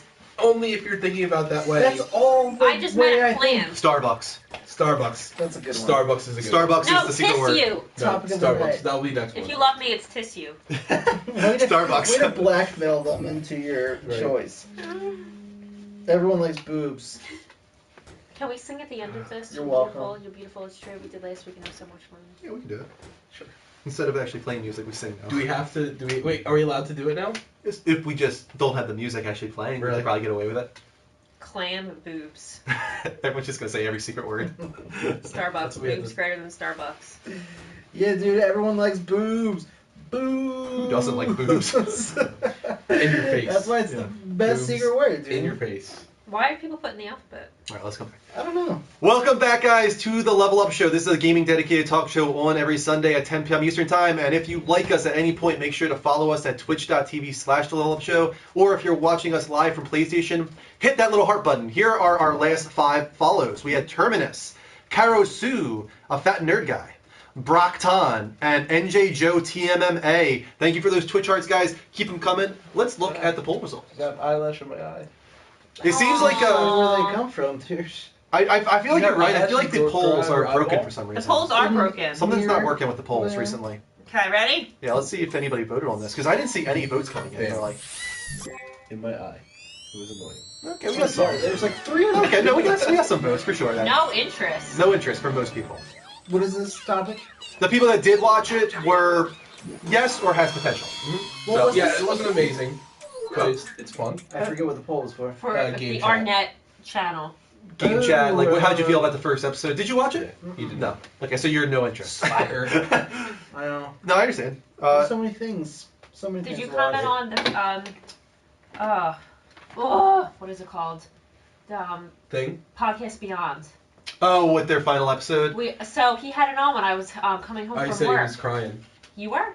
Oh, I was crying. Is that what you said? Not at, I was getting teary-eyed at work. Yeah. Yeah. Oh, so That was sad. I was didn't sad. think it was real, and I kept saying to Andrew, I was like, they're faking it. This isn't real. And he got like annoyed at me. It's like, no, these guys are And really I emotional. was Like, like, no, it's like, upset. no way. I didn't believe that they were that upset. I guess because they had already brought all the people over to their new thing. That's my thing. That's what I thought. I was thinking. yeah, it wasn't about that. It wasn't about like. It was their baby. It was something Right. they created. They worked on for 8 years. It's how Colin and Greg became such great friends. But imagine if we went and did this for 8 years and then stopped doing it.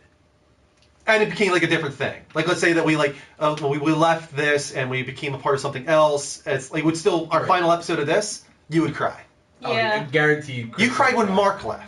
Yeah. Like you would cry on the last episode of the Level Up show. I don't know, just for some reason I just kept asking, wait, are they really, is this for real? Really? It was for real. And Yeah, they it were was real. really bawling, and I guess Yeah. I've never seen guys Yeah. cry like That's that. what got me is seeing Colin cry because I never thought I would ever see that. He's such like a Yeah, stoic I've guy, never seen Colin and he cry like that broke either. down. Like he completely fell apart at the very end, and I was like, wow, this is like I can't watch it. This is freaking sad. I didn't know you cried. Yeah, at work I was at work, so I was trying not to, but I was like, oh my god, like this is really choking me up right now. That was really sad. You feel so close to them. Yeah. You watch them and listen to them for so many years, and like Greg's kind of corny. He always says like, "You guys are my best friends," but like you feel like you know And them. Oh, he had like 100%. cancer You know too, what I mean? didn't he? He had Yeah, leukemia, yeah, he beat not cancer. leukemia. He had Hodgkin's lymphoma. Was Yeah. he on the Greg? podcast Yeah. when he had the lymphoma? Yeah. Yeah, my cousin He was, like, actually bald just and Yeah, he was lost his hair and diagnosed with everything, Hodgkin's yeah. Really? But I think what like really touches me about those two is just them, Colin and Greg, and just like the bromance of it all. Like they love each other, like legitimately love each other. It's like there's no Yeah. question about it. And it's really nice to You see wanna know that. Michael Sarah? Yes, like it's legitimate. Like there's Yeah. nothing fake about it. Those guys Right. love each other, and it's really cool to see that. Like, and I commented to that on one of their recent posts on Facebook, and I was like, I have to say, guys, like the best part of this is like the bromance. Like you guys found like your best friend, and like I'm so happy that for you guys that you found that. It's really cool to watch your relationship grow. I'm so happy you found your significant other. They kind of did, like, and they even say that, like, that their girlfriends, like, kind of hate it, but they've been forced to understand it. Like, almost they come first to each other. It's like before their girlfriends, like, Colin comes first to Greg, It's like and Turk Greg and to JD. Colin. It's like the girlfriends just have to accept that. So it's kind of Now it's they have funny. a business together as well as Yeah. like living together, their friendship. They worked together before. Now Yep. they're starting this whole like entrepreneurship together. Yeah, they It's might crazy. become just majorly successful together now as well, and it seems like that probably will happen. Yeah, so. they're off to a crazy good start. So Make Yeah. more money than I do. Congrats to them. I Yeah, mean, God, they for deserve real, it. dude. Mhm. They deserve it entirely. That's what I said to them as well. All right, let's move on to the third level update segment. This is gonna be good. All right, I've been fearing this for the past, like, if you haven't noticed, like, I mean, I never watched the podcast Beyond or anything. Yeah. So I didn't not care, but, like, I kept seeing it. This is the next one, and I don't know what I want to say about this. Yeah. All right, let's get into it. This is going to be a touchy subject, but Law and Order tackled the Gamergate phenomenon, and it was just as cringeworthy You have the as we cringe. imagined. We have some stuff to play it at the end. I remember we talked I have some about it. like a minute of clips at the end that Okay, we're going to good. play. I tried to Alright, get some watch good this. ones. All right. Don't pay attention. I'm not going to play it just yet. Oh, okay. But so they said they were going to do this Gamergate thing. We talked about it on the show. There was this developer called Rema Punjabi, and whatnot. She's developing a game called Amazonian Warriors, I think. Yeah. But of course, you know, it just like what's been happening recently with Gamergate, there's a lot of male gamers that they think that she slept her way into the business and stuff like that. They're trying to tackle that as well as swatting, as well as doxing. They tried to tackle all of it in this episode, but the big thing is like how are they going to portray gamers was the big question as well. So let's play a few clips here. All right, All right. here we go, guys. Pay attention to this. Make sure this is up. All right. I'm excited. I'm Take a look at some of these clips, guys, from the latest Law and Order episode. Jeez. There you go. Damn! Oh, who did that? On your campers. What's a camper? Lazy creeps that decide behind stuff, don't engage, waiting you to run by and shoot you in the back. They're all pieces of crap, and they are not noobs. Noobs? Short for noobs. Silent down. Go home, gamer girl. What the hell is your problem? You and your boss. Reina Punjabi only got this feminazi game made by being a What happened? These guys, they just can't Here it stand is. women in gaming. What did they do to you? They leveled up. There's nothing in the game for them to be angry about. You can choose how you play. You can wage peace or war, have a patriarchy or a matriarchy, be eco-conscious or industrialized. I know. I read on Kotaku that it's better than Civ 5 with the Brave New World expansion pack. Idiot.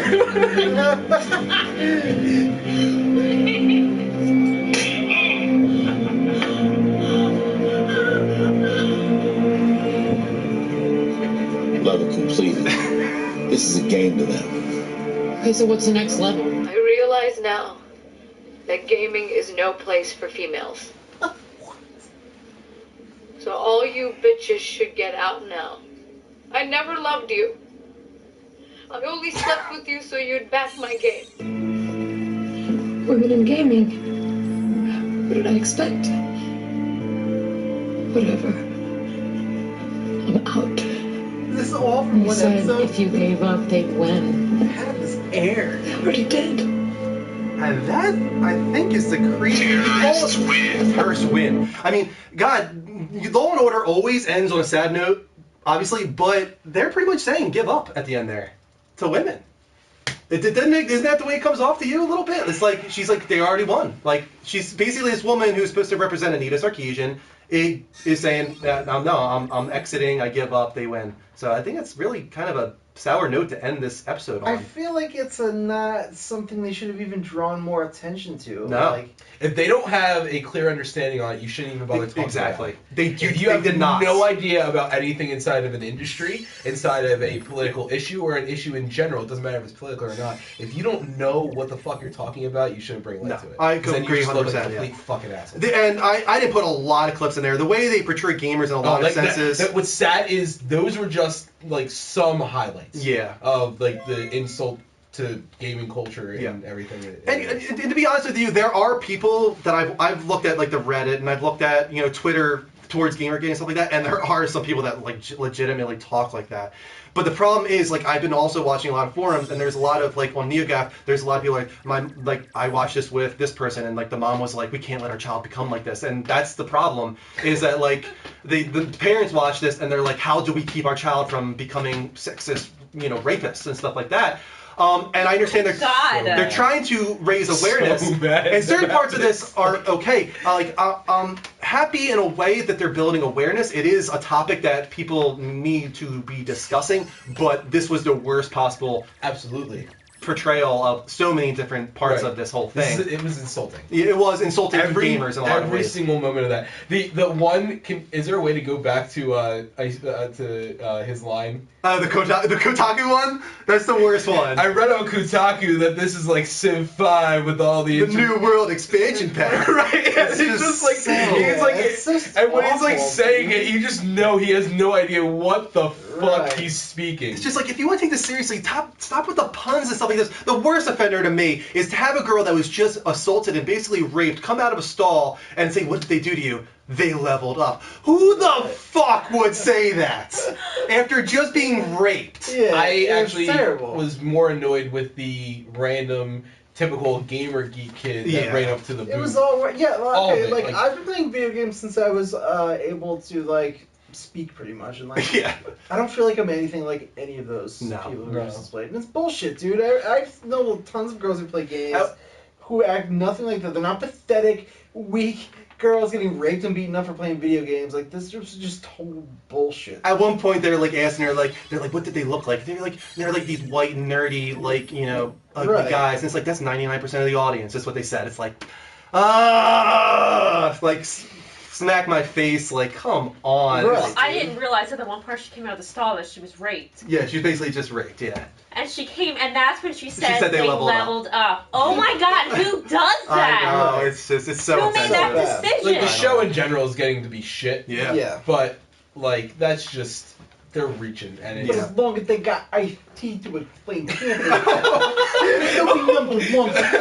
Dude, that's like Ice-T meets Michael Tyson. Yeah. Oh Dude, my he's god. not Michael Tyson. Absolutely. How formal of you. I'm so mad I'm using first names. At the same time, like, the reason I was kind of like Mr. Michael Tyson iffy on this topic is that I don't want to like bring the total attention to like the way they're portraying gamers, because in the end it is about this whole that women being attacked. The problem that's the problem. The biggest problem. I mean, that's part of the problem. It is a part of the problem. Yeah. And the part of the problem is that people don't understand that the typical gamer that most older adults think of are not what gamers are now. Yeah. It's just not right. So that's part of the problem as well. There's two issues in this. Yeah, there's multiple issues. There's more than two. Oh, there's so many sides to Gamergate, and it's just like there's no definition for it anymore. No. It doesn't make any sense. But I agree. I didn't realize that was the end of the episode. I didn't watch the episode. I just saw like a ton of. That's how it ends. Yeah. I didn't know that's how it ends with her giving up. Really bad. They leveled up. That's unbelievable. I know. It's like you can't get over it, right? That was real bad. Let's move on. But yes, guys, that was not the best way to tackle the Gamergate phenomenon, if you want to call it that. Wait, I had someone come in here when you were at work who was gonna do like an alarm system. Oh. And a while ago, and I think I told you this. Oh yeah, you did. Yeah. And he came down here and he saw the basement like this, and he like made a face. I was like, oh, my husband does a gaming show online, and he just made some like sarcastic comment about like, does he work or something like that? Yeah, like does he work? Like, this is what he does all day? I'll break his legs. Yeah, like he immediately thought I was some like like a low life basement dweller. Yeah, pretty much. Yeah. And I was just like, people do think that. Yeah, we still haven't gotten over that stigma just yet, unfortunately. Yeah, and this kind of stuff doesn't really help it. But in a brighter light, go ahead. Ubisoft has confirmed their AAA lineup for the current fiscal year of 2016. It's going to include Assassin's Creed Victory, Rainbow Six Siege, yes, The Division, and 2 unannounced AAA games. The fiscal year ends on March 31st, so don't bank on The Division coming out before holiday. Yeah, is what I would say. Siege, maybe, but not the... But that was one of my predictions from the predictions episode. I know it was. Yeah. And I'm saying that you're wrong. You think I'm wrong? Yes. Wait, well, your prediction was that it was coming next year, right? No, My this prediction year. was that the division will not come out in 2015. Oh no, I thought you said will come out. No, It won't. No, it will come out in 2016 calendar year, fiscal year 2016. Meaning what before you're- March What you're 31st. really trying to say is, I'm super right. Yeah, absolutely. Right, okay. The Assassin's Creed movie was also confirmed for a release date of December of 2016. Michael Fassbender is going to continue to be the lead, and Marion, how do you say her? I think it's Cotillard. Cotillard? Yeah. All right. She was well, I don't want to say who it was in Batman. What was her name? Shangwaha. She was in No. Inception. She was Maul in Inception. That's the better way to go with this. Okay, yeah. She was Maul in Inception. I Oh have no yeah, idea she what- was Talia. There you go. Spoilers for the Yes, you just did it. I tried to avoid it. Come on, dude. If you didn't see The Dark Knight Rises by now, you're not gonna watch it. Wait, Talia. Oh, that's the girl's name. Ra's al Ghul's American daughter. More Sniper, spoilers. right? I'll spoil the Book that I'm shit out reading? of that for you. Is there a Talia in I that? think her name is Talia. Talia al Ghul. Is that it? Al Ghul No, is not an American Sniper. I think the guy. I think Chris's wife. is Talia al Ghul is not an American sniper. Or Oh was my she, God. dude? Or Where was she? She's behind the Taliban. Oh my god. The show's still off the rails. Go ahead, Kristen, you're up. Am I? Thank you for the Twitch art there, guys. Keep them coming. You should have Dean read one. I don't have the outline pulled up, so if you want me to see the paper. Yeah, he's got it. So if you Wait, want it's me to the say- Where are we at? Yes, for this, there's a poll. Yes, We so you did can set Law that and up. Order, we're at green. Green. Ooh, I like this one. I bet you would. Mass Effect 4 will have an online component. Woo! Video concept. The next Mass Effect game is confirmed to have an online component in some way, shape, or form. However, we don't know if this simply means competitive multiplayer or some type of cooperative mode. The confirmation came from Senior Development Director Chris Wynn, who tweeted out, quote, "Things are getting real now, and I need an excellent producer to come shape online for the next Mass Effect," unquote. Mass Effect 3's competitive multiplayer was very well received, so it will be no surprise if they're returning to that mode. Would you guys like to see more on the co-op end in Mass Effect? Let us know. So what they're probably going to do is you'll probably be able to tackle the story missions in a 3-player fire team, let's call it. And then you'll Have you have to played all. Mass Effect multiplayer? Then you'll have to go all back to the. You know we haven't. Then you I have know to, you haven't. No, Have you? we haven't played I Mass haven't Effect. played Mass Effect. You didn't play Mass Effect either? No, I missed out on it. Guys. I know. Well, if and when you get into it, let me know, dude, because Mass Effect multiplayer is actually really good. Well, I feel like the fire Mass Effect team then will have to 3's go all back to like a central hub called the Tower. And then you'll have to kind of trade your stuff What a there. goddamn troll. Dude, the Citadel's been up and running long before the Tower ever came into play, alright? Dude, for real, I didn't know you didn't play Mass Effect either. No, you know what it was? I missed the first one because I didn't at the time. What was I using at the time? Was I still playing my? I was still playing my PS3 a lot, and then I missed out on it right Alright, away. the first one didn't And then come, the second originally. one came out, and I already had a back catalog, so I was like, I forget it. And by that time, it just kept piling up. So I was like, Right. fuck it. It was one of those games that like I know it's Just gonna got be good, lost in but the cracks. right, it's just and then it happens to so many games. Mm-hmm, Yeah. for sure. I'm excited to find out what Mass Effect 4 will be like, though, because that'll be my entry into the series. I probably will never go back and play the other three. Oh, You got it, dude. No. What's you up? got it. Yes, this is ours. So, Who are you? Wait, who are you? I was going to let you decide this. I don't know. Man. I think we fun. should make it a point for both of you to play Mass Effect. We should do a Let's Play. I Just know, we'll you're right, all we sit down should. and do it, dude, because you gotta. You can't play Mass Effect 4 without playing the other two. I know, you're probably right. Let's get to this All right, with next that big being story, said, we though. should go to the poll. Oh no, It's up there. Let it go a little longer. After this, All right, we will. so I'm gonna be rock paper shotgun. Okay. So, guys, we're going to talk about the trial of Peter Molyneux. This was an article on Rock, Paper, Shotgun, and it is brutal. Oh, It is freaking brutal, and it really kind of just questions Peter Molyneux and his integrity and this some is of read the whole thing. I read just the blurbs. Oh my god, I read the whole thing. So- it was I'm going to be Peter Molyneux, and Mike is going to be Rock, Paper, Shotgun. Go ahead, Mike. Do you think that you're a pathological liar? That's a very... Oh, you're I both know right. it's a harsh question, but it seems an important question to ask because there do seem to be lots and lots of lies piling up. I'm not aware of a single lie, actually. I'm aware of me saying things, and because of circumstances, often outside of our control, those things don't come to pass. But I don't think that's called lying, is it? I don't think I ever knowingly lied at all, and if you want to call me on one, I'll talk about that for sure. You've been working in the industry for over 30 years, you know how much money it costs to make a game, and you put a specific amount of... No, I don't. I'm interrupting you here. No, I don't. I disagree, John. I have no idea how much money it costs to make a game, and anyone that tells you how much it's going to cost to make a game, which is completely a new experience, is a fool or a genius. But you have enough experience to know the basics of budgeting a video game, and you've been doing it for over 30 years. What are you trying to do right now? You're trying to prove that I'm a pathological liar, I suppose, aren't you? I'm trying to establish that you don't tell the truth. Let me just ask you one question. Do you think, from the line of questioning you're giving me, that this industry would be better off without me? I think the industry would be better without you lying a lot. I don't think I lie. That is just a part of an interview by Rock, Paper, Shotgun that is brutal. Kristen, look uncomfortable. I can't believe you didn't let me participate in this. Why? Because I'd love to, like... What? I think it's so funny that you said that. But I wanted I love to, like, do plays and Banter. stuff. I'm sorry. You can role play the next thing with me. Okay. But really, this is a long interview that is That was not brutal. the... I mean, that was harsh, but, like, there was actually other stuff that was, like, really intense. He questions his integrity big time, and he, like, at the end of it, Peter Molyneux says that, like, I'm never doing an interview again, like, and stuff like this, and then he goes to do 2 other interviews right after that interview. The guy just is not doing himself any favors. I'll tell you right now, I was really surprised by this, not for anything, because, I mean, I'm surprised it took this long for someone to ask him the questions like this. Yeah. I was surprised that it was Rock, Paper, Shotgun.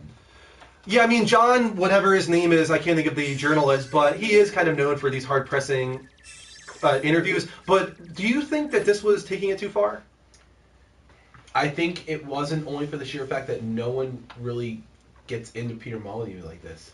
People kind of just let him go because he's like Peter Molyneux is, to me, if the game industry was a family dinner, Peter Molyneux is that really inappropriate uncle that does things he's not supposed to and constantly promises to take you skiing in the, you know, the Rockies or whatever, and, you know, all these, you know, crazy things, you know, I'm going to buy you a car, and never does any of it. You know, he might buy you a car, but it's a Golf, you know, and you were expecting a Porsche. You know, he takes you skiing, but it's to Jack Frost up in the Poconos and not, you know, Colorado. Like, someone needed to call him out on his shit. I agree with that, but I do think that there was a much better way to do this. Like, let me do an example here. This first question is, do you think that you're a pathological liar? Maybe what you should have said is, over the years, you've gotten a reputation of being a liar, maybe even a pathological liar. Would you agree? Would you agree with that assessment? There are other interviews where people have asked him stuff like that a lot. That's the thing, though, is you could ask that question without being nearly as insulting and aggressive towards I'm actually curious to see Greg's approach, because Greg's into you know, journalism, broadcast and stuff like that, and that's actually a interesting tactic to use to get hard-pressing, you know, questions. If he doesn't, that's the thing, is if he doesn't give you the answer you want, then you can start pressing a little more. But he just went right into being aggressive in this interview, and I think that there was a better way to go about it. I think that because of how aggressive he was, he didn't get the answers he wanted. All the answers he wanted to right away. If he would have been a little bit more withdrawn and kind of led that more subtly in and tried to be more of like the middleman, like, I'm just a message man here, I'm just telling you what other people say, what do you think of those assessments of your character, I think that he would have gotten a much better interview out of Peter Molyneux. So I agree with a lot of developers are going on Twitter saying, I'm never doing an interview with Rock, Paper, Shotgun. Like, there's a lot of people who are like, well, screw those guys. But here's the thing. That's why I was surprised that Rock, Paper, Shotgun actually did this. Yeah. I'm not trying to insult anybody. I've never even been on their website. No, me either. This is the first time I've even heard of them, dude. Same really? Now, don't maybe that's wrong, but right? No, but here's the thing. Like, Polygon, IGN, Kotaku, even, you know, Giant Bomb, you know, these are sites I've been to before. You know, when OneUp was a website, you know, places I've gone to. Sorry, guys, I've never been to Rock, Paper, Shotgun. you kind of overstepped your boundaries. Do you think they were doing this to get attention? In a way? I think it definitely helped them. Yeah, it definitely got them attention. That's for sure. They're all over Twitter right now. I have no idea. I think this might be one of the reasons why they let it go through. Maybe. I think they knew it was going to hurt them originally, but it might have benefited them in the long run. I wanted to put this up on screen. Do you guys remember this? Project Natal Milo? Oh my god, yeah. What a complete lie farce. This was. Oh my god, yeah.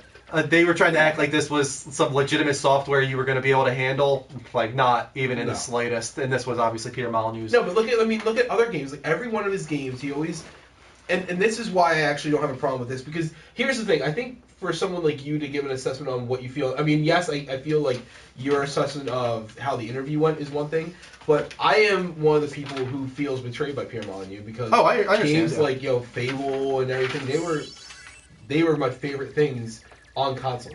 Fable 2 is probably one of my favorite games of all time. There was so much that was promised from so many of his games that never came to be. Look at Godus. What's weird is what I feel bad about is all of a sudden after this interview, everybody's doing like a shit, giving Peter Molyneux so much shit, on his stuff. Kotaku did a giant thing on it. I think even IGN did something on him. It's just like I feel bad, but at the same time, I mean, he brought this on himself. Yeah, he's been doing it for years, and it's been way too long. All right, we got to move on. We're so far behind. That's all right. You have 2 minutes. You have 30 seconds, right? Yeah. 7 seconds. So people wanted to hear Greg singing, so I'm going to play this clip of him singing Bootylicious. So could you put it up I was close? going to. Yeah. Everyone, this... Yo, right there. My muscle gets tight and I fall over. That was like watching like a baby calf walk for the first time. Yeah, that was. It happens all It happens all the time. That's what I said, calf. Yeah. Oh, is this have a volume thing? Yeah, it'll sense you. This you don't is- have to put it that close. I want them to see his reaction, though. Oh, okay. Okay, this is Greg Berga. Oh.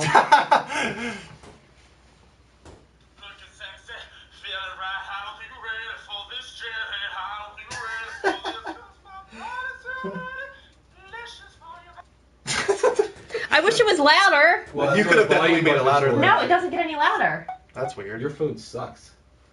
Can everyone hear it? Yeah, they heard that. can hear. Yeah, they heard that. You Can had I do it one more time? Okay.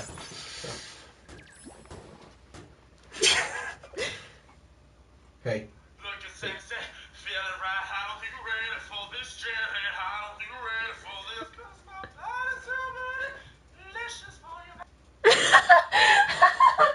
Oh my god, I wish I got louder. All right, guys, This is we're going to skip over this Skype segment because our topic of the week is all Skype dedicated. We're going to open up the lines. So let's get right into the next topic, our favorite topic of all time. I'm glad you didn't give it to me this time. Yeah. NPD results, January 2015. So hardware, we have estimates. This is not like factual here. This is not 100% for sure. But we're looking at PS4 winning January. This was a big question. We were wondering if they could bring it back. They did, even though Xbox One stayed at 350. PS4 took it back with 193,000. Xbox One not too far behind though, with 153,000. Wii U down at 64, 360 at 40, PS3 at 35, and the original Wii down at 8,000. As for software, Dying Light did win the month. Good for Dying Light, with PS4 in the lead on that. Advanced Warfare still holding strong. After that, Xbox One SKU being number one when it comes to Call of Duty. Grand Theft Auto 5 number one after that. Xbox One the most popular SKU, but I think that has a lot to do with bundles. Minecraft still in number 4. NBA 360. Number one. That's not surprising, actually. How? 360. I feel like that's definitely the most That's popular. like a huge install base. You have to think, dude. Yeah, but think about how many people have it 360 already. Yeah. Think about how many people bought new consoles over there. Think about how many people didn't, though. I don't know. There's a lot, dude. Yeah, but they probably turned that on its head. There really is. There's a lot of people out there who are still rocking. No, I get that, but it's just, I PS3 would think that they would and already have had it already. Anyway, I don't know. NBA 2K15 in 5th, Super Smash Bros. On the Wii U after that. surprises me. Far Cry 4 in 7th with the PS4 version being number 1. Madden NFL after that. Destiny after that with the Also Xbox One SKU being number 1. And FIFA in 10th finally on the PS4 being number 1. So here's some quotes here. January 2015, Dying Light had the highest first month of sales for a new IP in the survival horror genre, exceeding the previous record, The Evil Within, which launched in October of 2014. The Smash Wii U was at 90K, is what they're thinking, with the 3DS also at 90K, but 3DS at a 2.1 million lifetime to date, Wii U at 1.4 million. Pokemon at 150K, Wii U software up nearly 45% year over year, and Xbox One had more game sales per console than any other platform. So that's good news for the Xbox One, at least, on that side of things. Still waiting on that Ori and the Blind Forest, man. Yes. Right? I thought that was excited. That's March. Yeah, I thought it was supposed to release earlier. They said originally 2015, and then it was just didn't have a prayer. Well, for some reason I was thinking it was like mid-February. Okay. So not too far behind. It's March, yeah. I can't wait to play that. I'm still excited, yeah, for sure. Big story up next, guys. Yes, Star Wars Battlefront information leaked. Leaked by MakingStarWars.net, which is typically very reliable. The story of Star Wars Battlefront campaign will span pretty much the entire Star Wars saga. Battlefront will feature segments in which you play as both the good guys, which is the Republic, the Rebellion, and the Republic, and the bad guys, which is going to be the Separatists and the Empire. It was specifically stated that there will be a small portion of prequel trilogy content. You will participate in a couple battles of the Star Wars, the Clone Wars, and the space battle above Coruscant from the beginning of the Revenge of the Sith. Which that was one of the best things about the second Star Wars Battlefront game was adding the star fights. Very ambitious to try and tackle the entire series.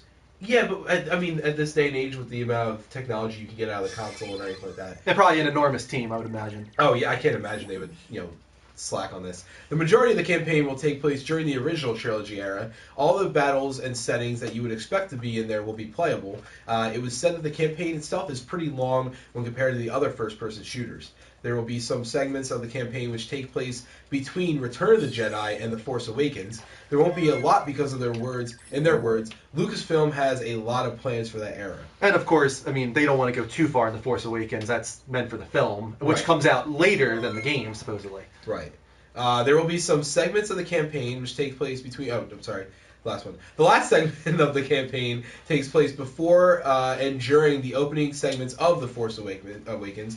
Don't expect anything too revealing because the game is expected to ship about a month before the movie releases. For both the Republic, that's the good guys are being called in the production here, and the Empire sections, you will be playing characters that actually will appear in The Force Awakens. The scale of the multiplayer is going to be absolutely massive, with up to 32 players on each side, so 64-player multiplayer altogether, which is great. That's exciting. And that's, to me, like the ideal amount for most of those types of games anyway. Space-to-land battles are absolutely happening, just like in the last one, but will only be available in certain game modes. There will be a hero system in place, again, just like the second one, where you play as, where you would accumulate points as you play that will eventually allow you to cash in to play as a hero character. They are extremely powerful and have abilities that are not available to normal people, but you play for most of the matches. The system is constantly in flux, but as it is now, pretty much everyone will have a chance to play as a hero at least once per match. That's a pretty hefty goal. I wonder how they're going to swing that. I wonder if they're not going to be as tanky as they were before. DLC is planned for the game, and it's going to be extremely aggressive, they said. Expect up to 5 DLC packs for the games, with the first coming out before the end of 2015. Each pack will be themed, with the first 2 or 3 being exclusively based around The Force Awakens, which I kind of guessed that. Take advantage of that, right? The game will ship with several of The Force Awakens characters already, but some won't be added until the DLC. Specifically, all the characters in the trailers will be available at launch, as will the new versions of the X-Wing and the TIE Fighter, which is great. Tons of the new ships and vehicles. The contents of each DLC will contain at least 3 new maps, new heroes, and the new vehicles or ships. Does that worry you at all, being so DLC focused, extremely aggressive in quotes is what they said? The problem is, no, only for the sheer fact that they said, I mean, from everything I hear, I don't need that much out of this game as it is. If you give me the entire original trilogy, with better graphics, better control style, I'm perfectly happy. I don't need any of that DLC. I'll probably get it, but I don't need it. So no, not unless they're, locking some things down that you should be able to have right away. Big news, we got a new patron. Oh, cool. We got no last name here. It just says Christopher. Christopher has pledged $3. Christopher, the American Sniper. Maybe. But whoever that is, did Chris. not fight against Talia al Ghul. I just want to make sure that's in there. Oh, I thought you were going to spoil something for me. Chris, thank you so much for becoming our newest patron. Guys, that is the best way to support our show, our network. Go to patreon.com/the-level-up-network. As Chris did, pledge a certain amount of money and get rewards in return. Chris will be getting a voicemail message, I guess you could call it, from Greg, as well as podcast. So thank you so much, Chris. Also, thank you to these Twitch hearts real quick from Glitcher, Squall LP, Inanity Forever, Nemesis Blood, X6XCC59, T2X3, and Moses. Keep those coming, guys. Poll. Yeah, let's do that real quick, too, before the final story. It's the final countdown. Do you guys want co-op in Mass Effect 4, not 3? What? Did I put it wrong? Yeah, I think you put 3. Well, you did it wrong. Maybe then. I did. I don't know. You put Mass Effect 3. I only put what you said. I would say yes, please. But some people just say they have no interest at all. Interesting. Okay, I guess that means no interest in Mass Effect. Interesting. Do you know how bad I want to belt out I Want to Swing from the Chandelier right now? You can do it. Do it. No, because my voice will crack. Yo, do voice, that girl's voice is pretty awesome. Yeah. Well, boy. You gotta commit. What a swing! Yeah, you bailed hard. From the chandelier, the chandelier. Wow. Oh, wow. Michael Jackson at the end there. Oh. Last story. Kristen, do you want to take this? Sure. Zerthy, if you're not going to contribute to the chat, we don't need the alphabet. Knock it off. Also, to the next Twitch sub, the Lone Gunman is going to drop another kill, this time for PSN. Save your alphabet for the soup. I already know the alphabet. The show. Soup. Where am I at? You're on the final story. At the very bottom. Yeah, you like that. Oh, it's short. Yeah, Yep. bro. I love soup. Okay, here goes. Last story. Drive Club still might be several months away. Ha! That means you don't win. As you all might know, Andrew and Mike have a Slack bet on the release of the PS Plus version of Drive Club. It looks like the bet will be likely voided, considering Evolution still needs more time. A user on Twitter tweeted at Evolution, "Game seems to run good now. How about that PS Plus version?" To which Evolution responded, No, fuck you. "We're getting there, but there's still a lot of server development needed to support the PS Plus edition." Considering the I response... had no problem with that. Considering the response implies we probably will not be seeing the game in March. When do you all expect the PS Plus version to drop? I want to know Get that poll who ready. the fuck still cares. I do. It's free. I'll play it. I wanna scream. I mean, I don't know. I still want to play it. I still This want to is such a test farce. it. Oh, I mean, it's a disaster at this point. It fell apart. This is pathetic. Maybe they're This thinking the honestly- longer that they wait, the more people forget it ever existed. So that when it comes to PS Plus, it's like, They won't what's have to worry this about game? they won't have to, or they won't have to worry about the server issues. Yeah, I don't know. Like, how do you fuck up this bad? Yeah, I don't know.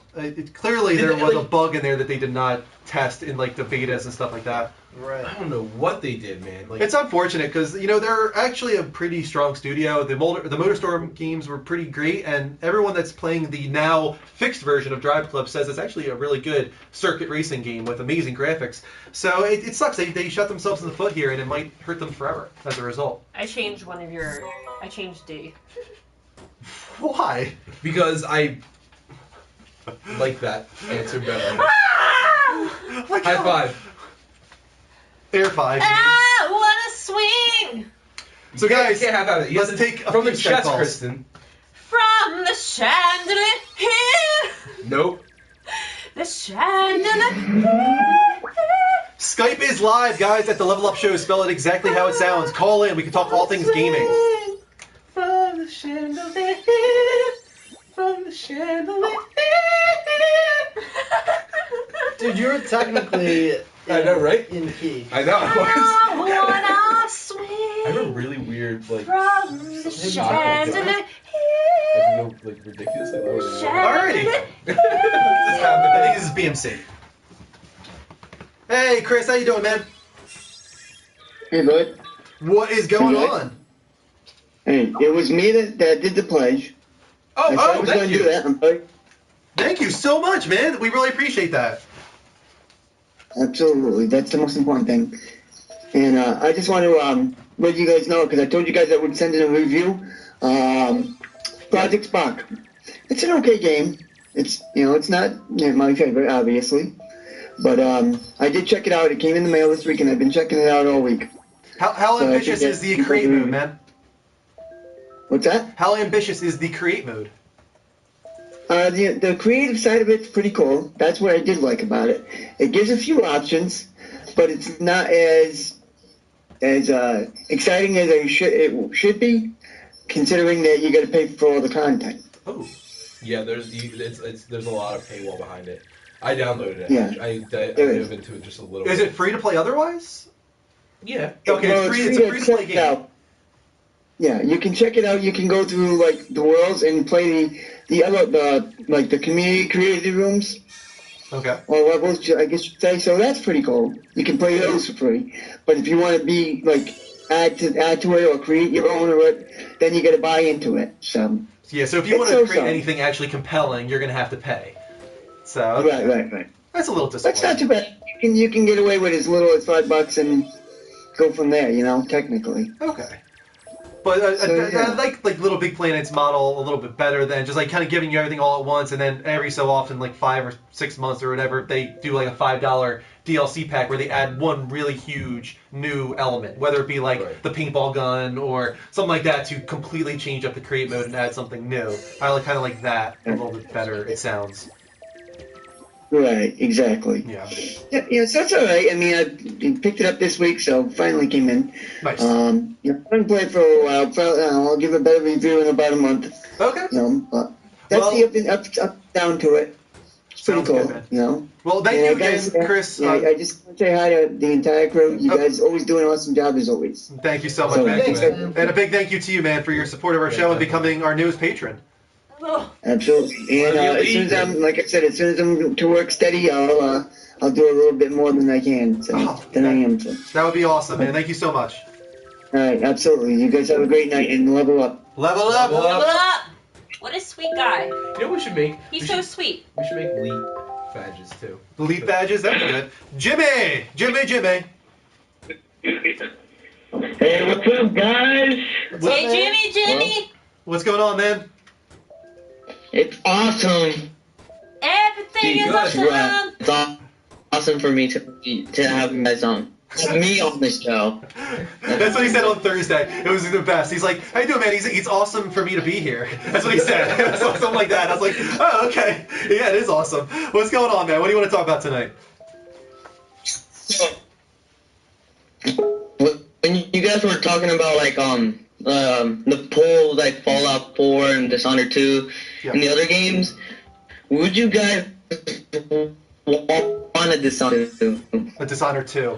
I never played it. I played a little bit of it. I just was never able to delve deep into it because I had other stuff. What was I trying to play at the same time? I can't. Something else I was trying to play.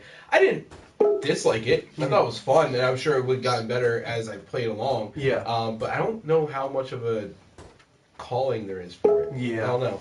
I know the people that did play through it absolutely loved it, or I know a lot of them did at least. What about you? Did you like the first one or? I actually played the first one, and it was okay. Like, the story was actually pretty good in my opinion, but there's little bugs there and there, like glitches.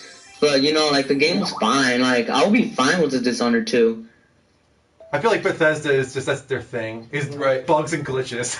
It's like every single one. What's funny is everybody complains about the bugs and glitches from Elder Scrolls, but I never had a bug or glitch that actually hurt me. Well, that's because you didn't play on PS3. I know. Yeah, if you played on PS3, you had plenty of bugs and glitches with that game. It was a disaster. You couldn't even play it actually. By 30 hours in, it just fell apart. So Fallout's another one. I always heard Fallout 3 had tons of bugs and glitches. Unfortunately, they release great games, but their actual technical side of things isn't the strongest. Well, they're also so ambitious. Yeah. Any open world game, you gotta expect that a little bit with bugs and glitches. Is that the one that you're most hopeful to see out of the Bethesda conference, or? Jimmy. What was it? Are you most excited for Dishonored over, say, Elder Scrolls or Fallout? Or Doom? I will be happy for a Dishonored 2, but I won't be super excited. I won't be excited, but that's cool. But like Fallout 4, Elder Scrolls, like that'll get me hyped up. Dishonored 2, like that's cool. Yeah, definitely. All right, man. We got a few other calls. As always, thanks for calling in, though. All right, see ya. See ya, Jimmy. All right, I want to call Greg back. Greg called in. Wait, I have something to do for Greg before you call him. Okay. It'll take me Why 5 are you calling seconds. for the topic of the week? It'll take me 5 seconds. Yeah, let's shut off the lines for now. Ready? This is for Greg Verga. Boogie's not happy right now. La Slovenia, Alavi Severa, Su, Wenya, hey, Ya Slovenia, Alavi Severa. What did you eat tonight or drink? No, Greg said when he comes. Still, I've never seen you this energetic before. Right? It's Bogey being. Well, I know what it is. Ya Slovenia. I know. She scared the crap out of you.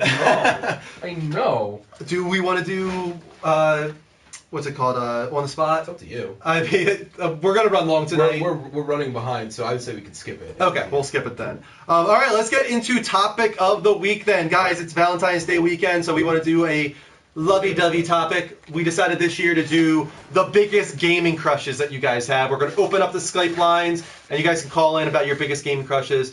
But let's go a little bit throughout us first, maybe. Just like one from each of us, and then we'll continue as we wait for calls. Dean, one of your biggest... Don't start with me. Okay. Let me go last. Okay. Because I got to think. Okay, Mike, do you have any off the top of your head? I don't know. Biggest gaming crushes? I said mine the other day. Is it the obvious? Who? Laura? Yeah. You Lara Croft again? Absolutely, man. No, I mean obviously. A lot of people are gonna boobs. Boobs. That's all you gotta say is boobs. Boobs. Yeah. Which was our secret What word. about boobs? Lara Croft. You know what? Let me just. Tomb Raider. Let's take a break here. For a Braid. second. Can we take a commercial break real quick? Yeah, let's do it. I need a drink. Before we get like really into this, because this is the next 45 minutes here. Wait, did you say 45 minutes? Yes. Jesus. I know. I mean, with Wild Game as well. Are you doing Good. commercials so I can sing? All right. Password or secret word is Lion King. Are you gonna sing again? That's 2 Gonna words, bro. be your mighty king, so enemies What'd you say? beware. That's 2 Well, words, I've bro. never seen a king or beast quite so No, you little forget the care. I'd I'm never gonna forget the be space the bar. main event, like that king was It's also before. revealed that. Think of my Rushing gaming up crushes, from dude. the I haven't down, really, man. I can't think of working anything on right my now. roar. Did you guys get that on Blu-ray remastered? No, not yet. Oh, you got to do it up, dude. It's so Dude, good. the Diamond Edition Yeah, is it's a so bomb. good. And 3D actually looks good in that. It looks amazing. It looks really Yeah. good. I think we're probably back. Welcome back, guys, to the Level Up Show. This is a gaming dedicated talk show on every Sunday at 10 p.m. Eastern Time. Here are some of our most recent follows on Twitch. We had Al Biao Fan, Bobson Eats World, Glitcher761, Squall LP, Inanity Forever, and Nemesis Blood with a Patreon pledge by Chris. Thank you so much, man. Guys, if you want to follow us, it's very easy to do. Go to twitch.tv/levelupshow. You can follow or you can subscribe there. If you're watching live from PlayStation, just hit that little heart button. You'll see your name pop up on screen, and we will shout you out. Also, YouTube is very important. Subscribe on YouTube. As I was saying, check out Patreon at patreon.com/levelupnetwork. Let's show the poll results real quick also before getting into the topic of the week. Yeah, Savannah. We're at 137 out of 200, guys. Let's see how close we can get to that $200 or 200 follow sub goal. Never. Most of you guys think never. But otherwise, if we're actually going with June is the most likely from you guys. Otherwise, just the later and later is the more likely for you guys. I have no idea anymore with that game. I'm beyond caring at this point. Yeah. If it comes, great. Yeah, If I'll doesn't play it when it come, comes, but great. Well, no, to me it's like if it comes, great. If it doesn't, great. Yeah. Like it's not gonna affect me either way. All right, so you were saying that we're talking about biggest gaming crushes of all time. Is there any Lara of Croft. yours that aren't Asian? Yours is Renoa, Yeah, right? kind of. Not Elena from Uncharted. Not Renoa? Renoa is not on the list, but Renoa is very attractive, but her personality actually is. Elena from Uncharted is one of yours, really? Yeah, Elena. Yeah, I love Elena. Fuck Elena, dude. You don't like Elena? Not as much as I like Nate. Well, obviously, but I'm not. She's alright. I mean, like. Who I'm gonna is fight that? you right now. What? What's a girl? Well, you. Elena is awesome. She's a total girl next door. Better?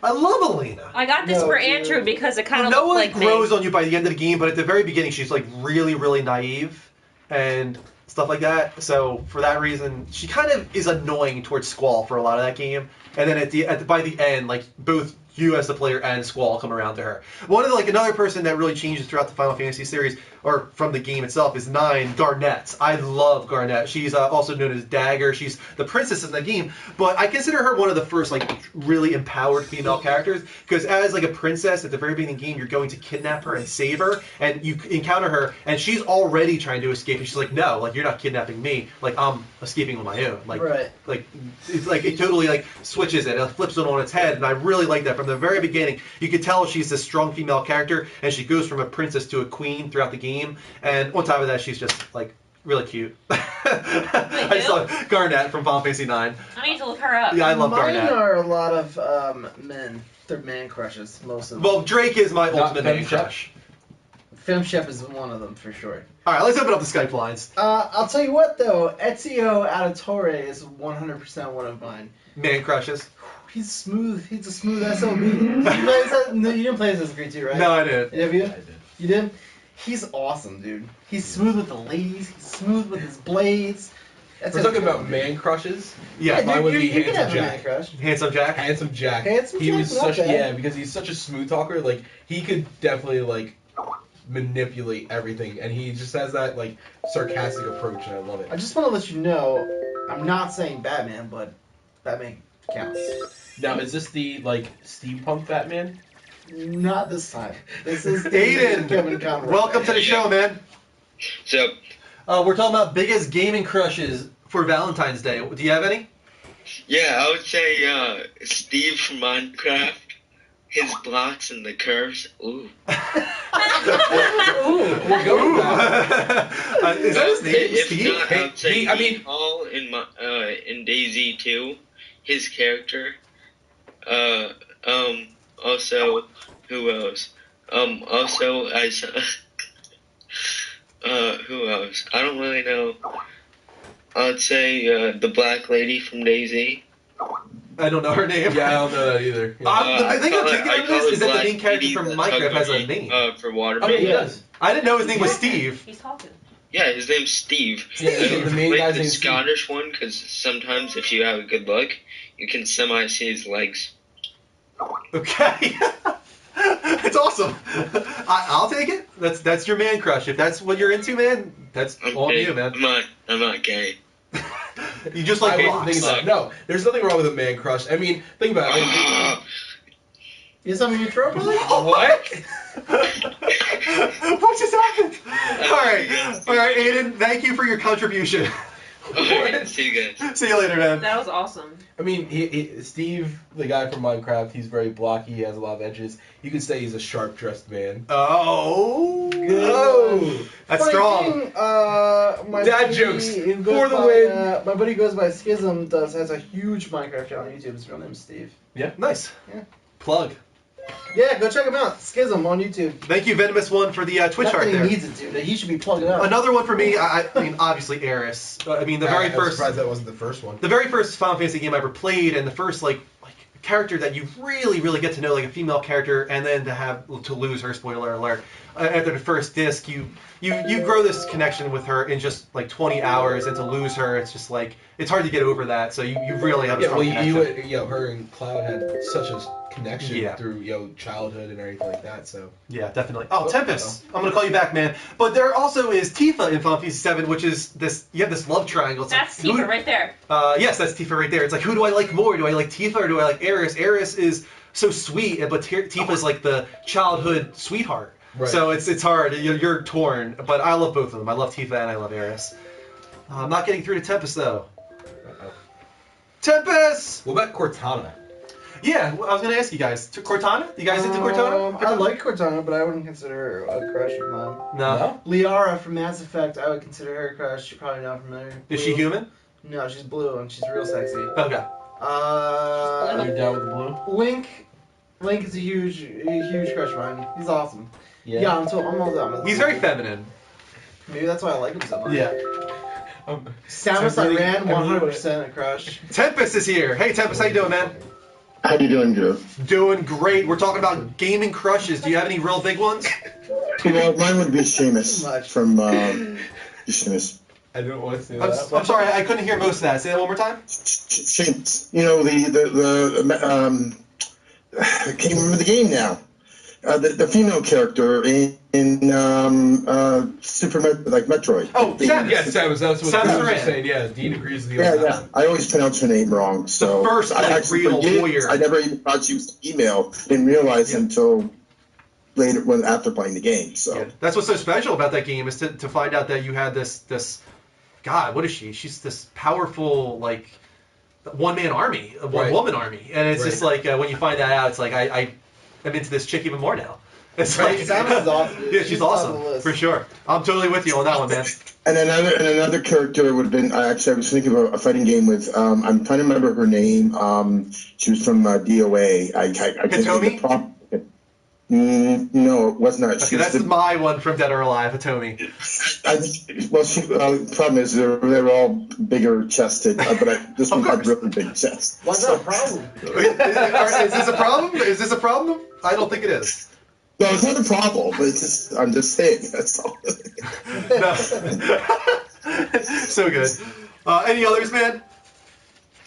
Pardon me? Any others Sorry? that you can spout off real quick? Not offhand. No, Okay. no, not really. Well, thank you Thanks for your anyway. contribution, Tempest. No problem. Bye, guys. See you later. Your fourth one is mine. My next one, actually. Katana Yeah, from Mortal Kombat. Yeah. Yeah, for sure. absolutely. How do you feel about Chun-Li from Street Fighter? I've never been into the real thick thighs. To be No? honest with you. No.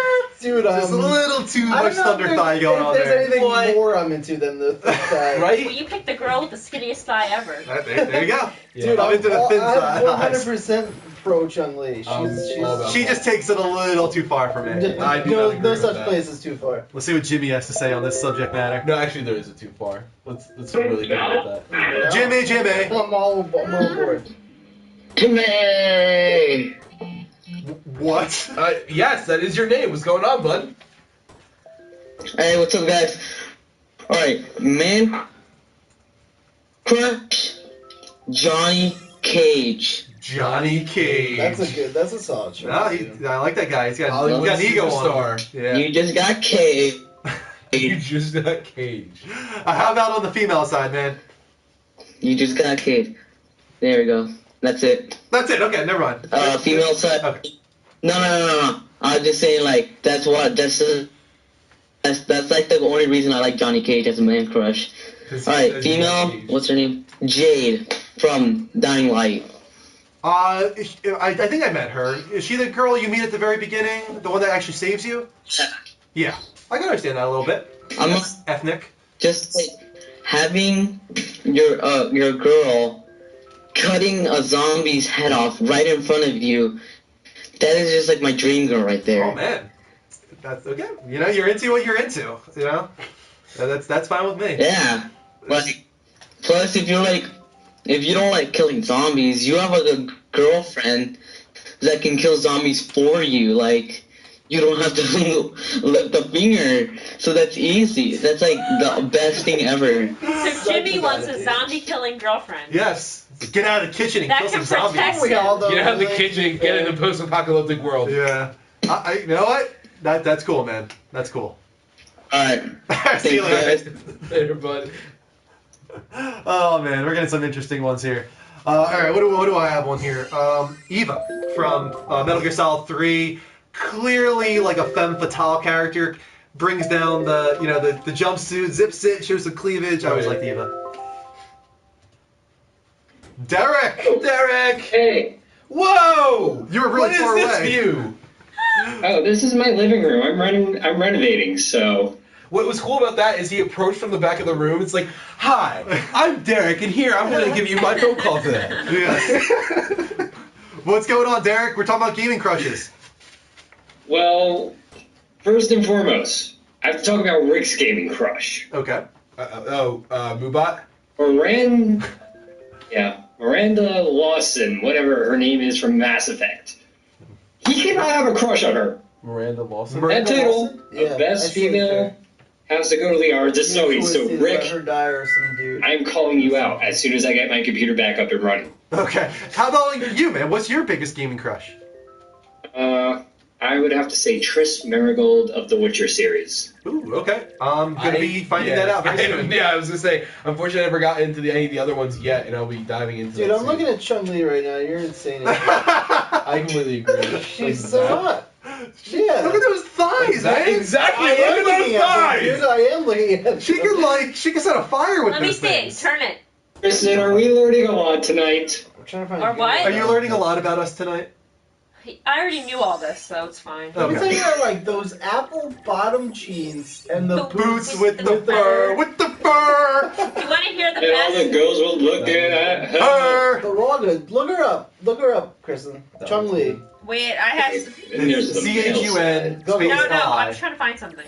Oh, dude, I have a good one. Bayonetta. Bayonetta. Yeah. Yeah, did I say her pale? And that's one that is She's one for the a little bit of books. a freak, but I'm into it. Yeah. I'm feeling the vibe. She's a witch, man. You gotta be careful with those kind of That's what I girls. like about her. All these are, like, overly done for the time. All right. Yeah, they are. Derek, thank you for your contribution. Hey, man. I forgot my man Raiden of Mortal Kombat. That's a good Raiden. one. Rated. Raiden's an old mother. Electrified thing. Dude. Yeah. I'm not judging. No, definitely not. No, he could. We all have man contribute crushes a good here. amount of money to Derek. Definitely.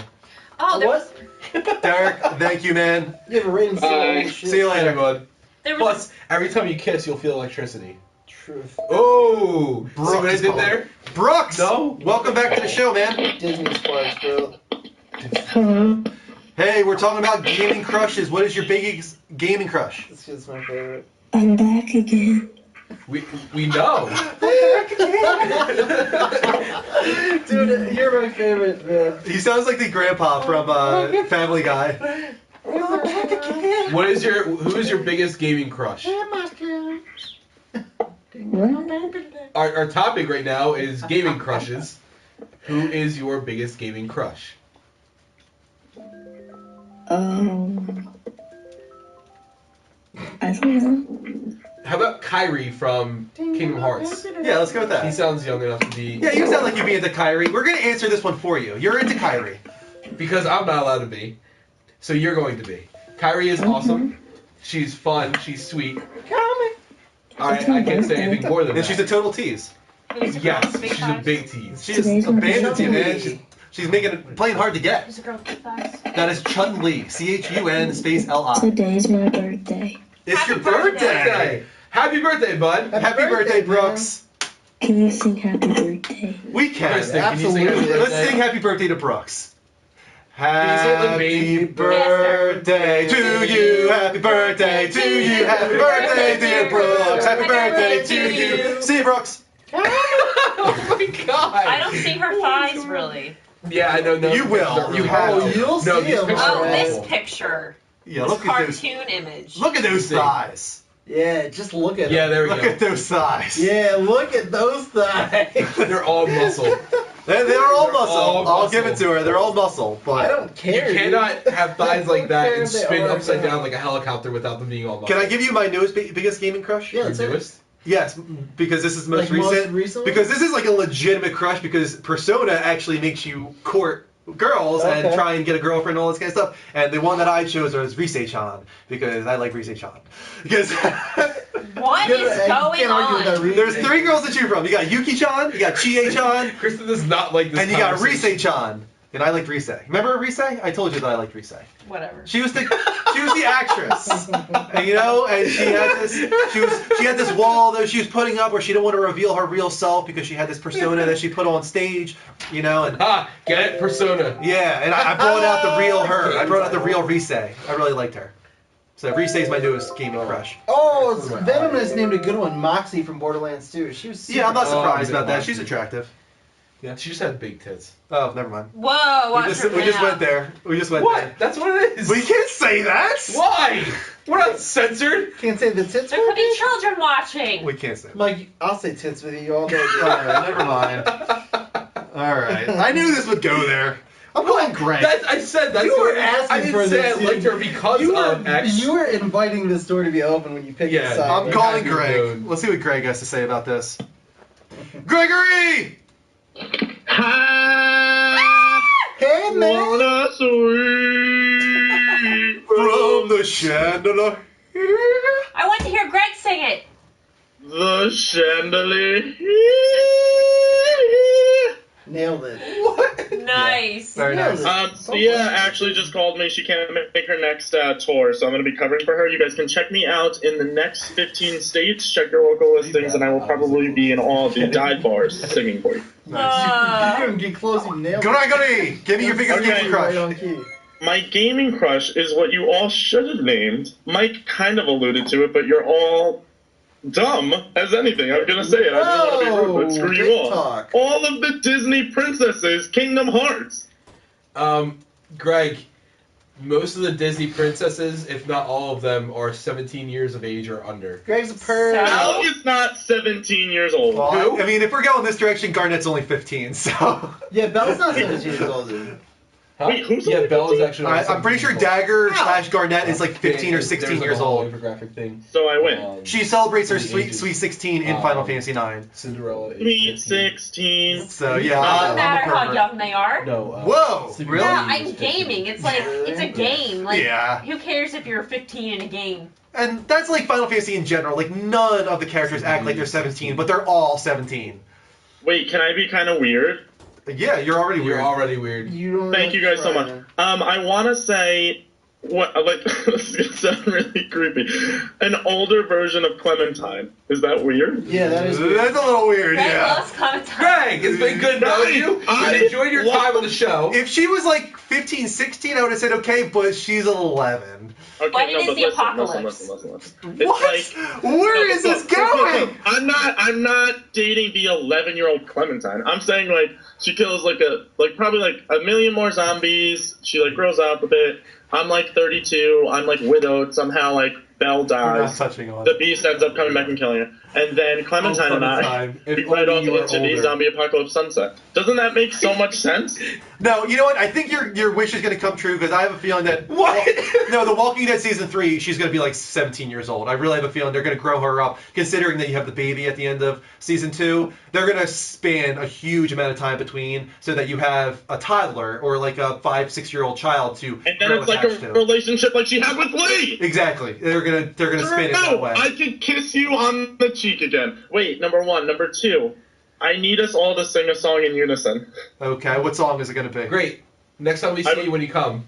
Greg, I'll Well, visit you in prison, dude, for your pedophilia nature. Yeah, right. If you're in the apocalypse, it doesn't matter how old you are. Sure Thank you, does. Tristan. It Wait, doesn't. Dean, can you do pedophile from Listen. Family Guy? Sure can, It went there. It wouldn't.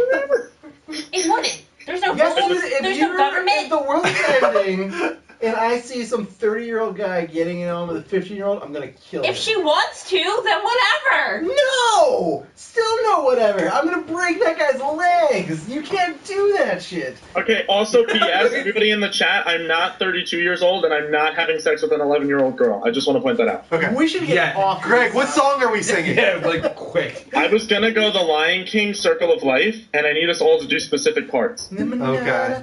Okay, I'll do the. I need somebody to do the Himanyama King. I will do that part. We can do this for 30 seconds. All right. What? Why? Himanana nisha banana. Himanana nisha banana. Day we arrive on the Himanana planet, nisha banana. and blinking steps into the sun. Himanana nisha banana. There's more to be seen than can ever be seen. More to do than can ever be done. It's the circle of life. And it Moves us on. And some, I don't remember the words anymore. I forget them. Guys, what? We were so good. Well, I thought what we just did was amazing. Sorry, Greg, I don't sing with That perverts, was like bro. baby Jesus. We were on point. I'm very proud of us all. I want to swing from the chandelier. If you guys aren't going to watch it, and everybody in the chat, I'm forcing you. SNL 40 was also on tonight, so go watch that on demand because it's going to be awesome. I love you all more than my life. I am going to swing from the chandelier. Okay, bye. Okay, see you later, guys. It's like leaving a we will Wait, rock. can I say something? I'm not trying to be a pervert. I'm just saying, if it's a post-apocalyptic world, you're not going to have as many options. Everything's falling apart. It's kind of like in Fury. You know what I'm talking about? Listen, The Brad Pitt in a with the young, post-apocalyptic Yeah, but world that would have been very wrong. is when you But gotta if she watch wanted out to- for one another. But if she was like 15 and he was 25, would you be like, ah? Yes, I would murder him. Because she's 15. How smart were you when you were 15, honestly? I was a really moron. smart. I was really smart. No. I was. 15, you're so Wasn't I? Here's the question: is if we're in a post-apocalyptic world, like, is there like not a lot of people left? Is this like your only like solution to repopulation and stuff like this? Like, you know? Is this part of gaming crushes? Yes, kind of. Can I say one more thing that I can actually comment on? Mm-hmm. How is like a 50-year-old marrying a 25-year-old okay, but a 16-year-old or a 15-year-old with a 25-year-old disgusting? Because a 15-year-old mentally is not mature enough yet. I know tons of 15-year-olds that have had babies. Well, that's And they not are saying not it's- ready for that. They were not ready for that. I know, but I'm just saying, if they have somewhere mature, if they want to do what they want to do, it's post-apocalyptic, you're going to die anyway. That's the one part of Whatever. this that's like, yeah, it kind of makes They'll it die iffy. anyway. It's like you don't have that many people left. You might be like, say you like you're in a clan, like a group of people, right? And there's just one 15-year-old girl, and like everybody else is like 60, 50, or whatever. And then you got a 25-year-old guy. It's like whatever. It's like, all right, like this is what we got to do, right? I mean, I understand that logic just because of like Middle Ages and everything like that. Yeah, and you have to repopulate. This is the apocalypse. I never agree with brother-sister stuff, though. I didn't. Oh, that's where you said. We never brought that up. That's where you said the boundary. If you had to repopulate the world, That is where I you're draw the not. line. You're not. Line. Listen, if Gaming I was, Crushes, if I brought was to you by the last Level Up Show. guy, right, dude, and Incest there was not a little included. girl, and there was like, this is it. We're gonna repopulate, or we're going to freaking, like, the race is gonna end. Like, I'm gonna go out. I'm gonna end our race as being like, well, I was a pervert and saved the race. Like, I don't want to be that guy. I'd be like, no, sorry, little girl. You and me are going to enjoy our Sorry, last little days girl. together. I don't think Megan We're going to did. hang out, and that's going to be it because I'm not sleeping. All right, let's go to the final round of gaming crushes. Did anybody else have one more to spout off before we I finish could up? think of one if you come back to me.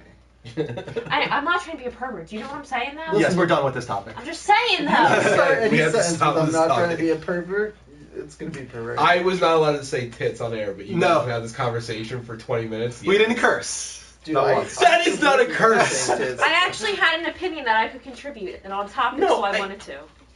Not on topic, but yes, you did have an opinion. All right, Aiden wants to give one final opinion on this, I guess. Aiden, finish off this topic. What is I did your? not see you there. What? We need one more gaming crush. All right, one more Game of Crush. Let's do this. Crap, I didn't think of this. You're on the spot, man. Sonic. Sonic. Sonic. We're going towards Princess bestiality Peach. now. We're in bestiality kidding. territory, guys. We just went What? we went full circle. I didn't talk about that. You know what, Sonic though? I can. He's a cool dude. No, I'm kidding. He is known for speed. Yes. It's called a joke. Get it? It's totally a joke. Well, we're running with it, man. Yeah, we're going along with All it. right, let's run with it. Like Sonic, he's blue, so he must. There's blue guys. Because blue guys becomes reason. Oh my God. Reasons. Uh, I think we're you okay know, with like just Sonic. zombies, Sonic. Yeah. Babies. All right. dude. Okay, that's how we're ending I'll go with this. that. We're good with this. Oh, Aiden, Yes. thank you for that final contribution to Biggest Gaming Crushes. No. No. No. What is happening? See you later, Aiden. All right, bye. Oh my God. No. What just happened? This show. This show is just so off. fell apart. You're making me feel like I'm a disgusting pervert. It's so freaking out. Why is this still going on? Oh man, that's it, guys. It just We're it done. fell apart at the end there. But I thought we had some good ones at the beginning before it went to Clementine and Sonic and Damn it, Greg. damn it, Greg. Greg just totally put that off course.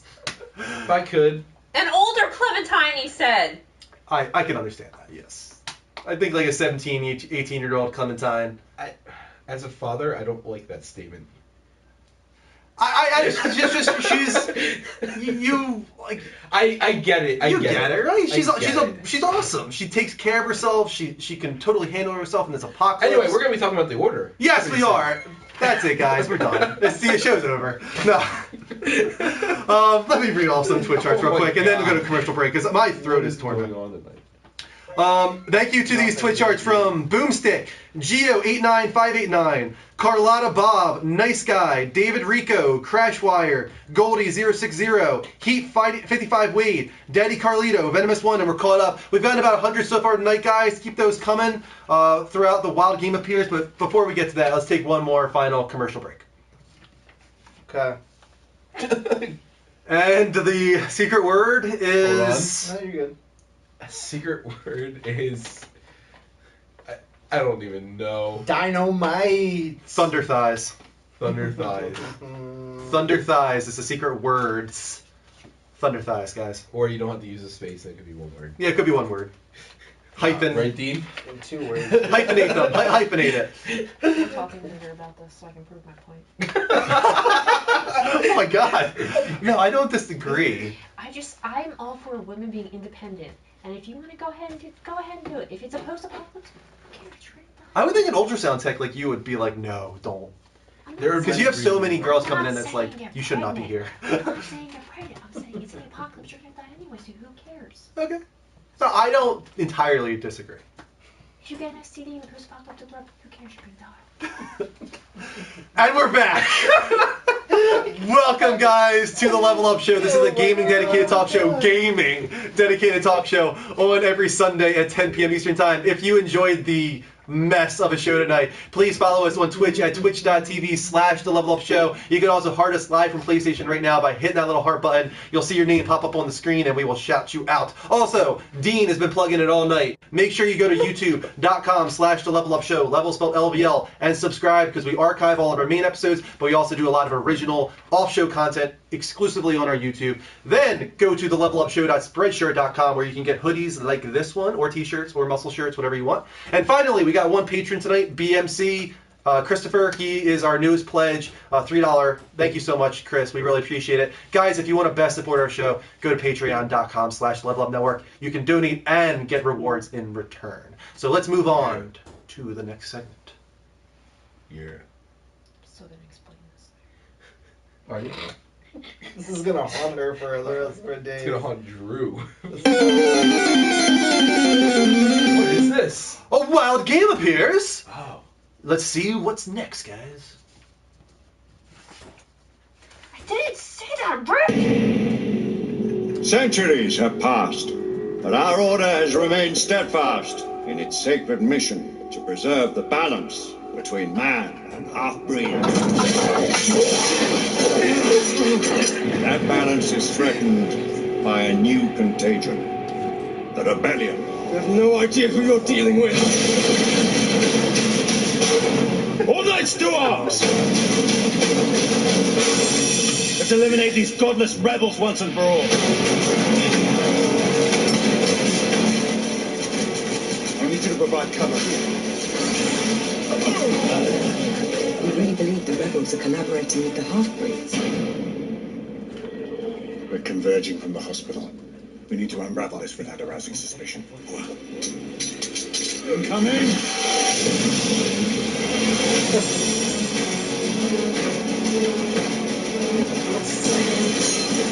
Ready? Stop for a pint, did you?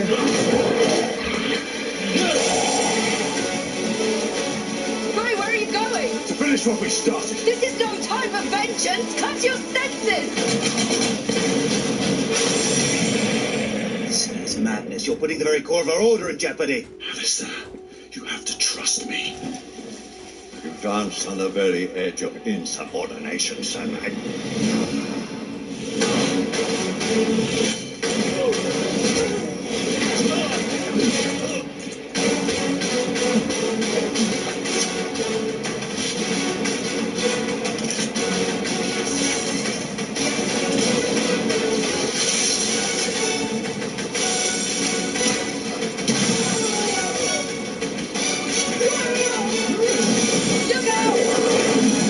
Sir Galahad, this matter is not yet over.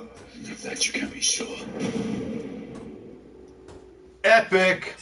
Yeah, it looks really good, dude. Doesn't it? It looks awesome. Yeah. Guys, we're talking about the Order 1886. It comes out this Friday. We're going to be doing a lot of really cool stuff with this game in the future on here on YouTube. We're going to do a launch party event followed by a lot of actually collaborative discussions of the game because a lot of us are getting it. Mike might even join that group. Yeah. But Dean, myself, Greg are definitely getting game. So as we finish chapters, we're going to do reaction times where we discuss those chapters. But let's get into a little bit about this game. It's developed by Ready at Dawn. You guys might know them for the God of War games on the PlayStation Portable, which are actually really good God of War games. They're finally getting a shot at console, and they're actually doing it in collaboration with Sony Santa Monica, who, as I think all you guys know, are just... They're a force, man. Those guys know how to do graphics. They've done some amazing work through many different genres, so they're a good team to work together with.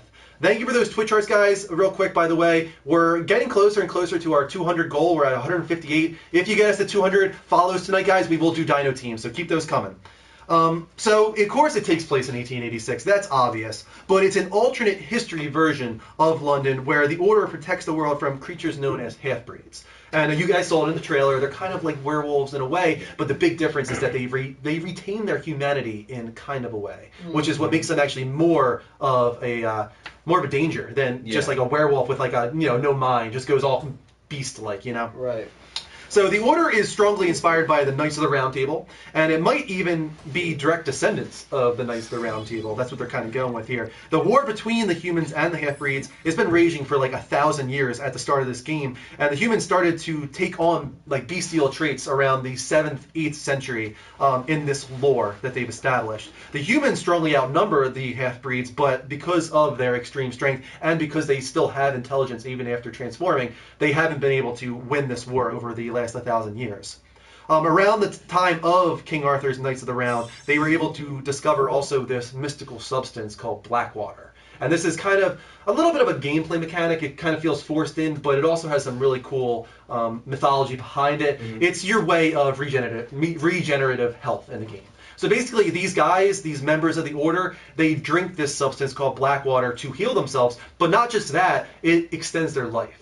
It doesn't give them immortality. Like, you can die. Like, none of these guys are immortal to the point where they can't die. But some of these guys are 300, 400 years old and have been fighting this war for many, many centuries, which is really interesting, actually.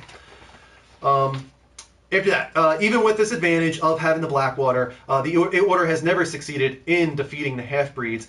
But with these advantages, they had to establish other advantages as well. That's why the alternate history is the way it is. The engineers of these centuries had to advance technology faster. They had to hasten it. And that's why you have certain things that you wouldn't normally have in 1886, like Zeppelins, like these crazy gadgets and weapons like the one he's using here. You're going to be using Nikola Tesla to invent some of these different devices and weapons, kind of in a Da Vinci style way. Remember Da Vinci in Assassin's Creed 2? I think that's a really cool thing that they're doing there. You're also going to have weapons like, you saw it in the trailer, there's one that shoots out an electric bolt and literally explodes the head. Yeah, which is sick. Dude, that gun is, I saw that last week, and that is when I clicked the pre-order. Yeah, right? Yeah. It looks awesome. That gun looks dope. This game is brutal. It actually looks pretty brutal. But you also have another really cool weapon where you shoot pellets that explode gas, and then you shoot a fireball that ignites that gas. So a fart or a shark.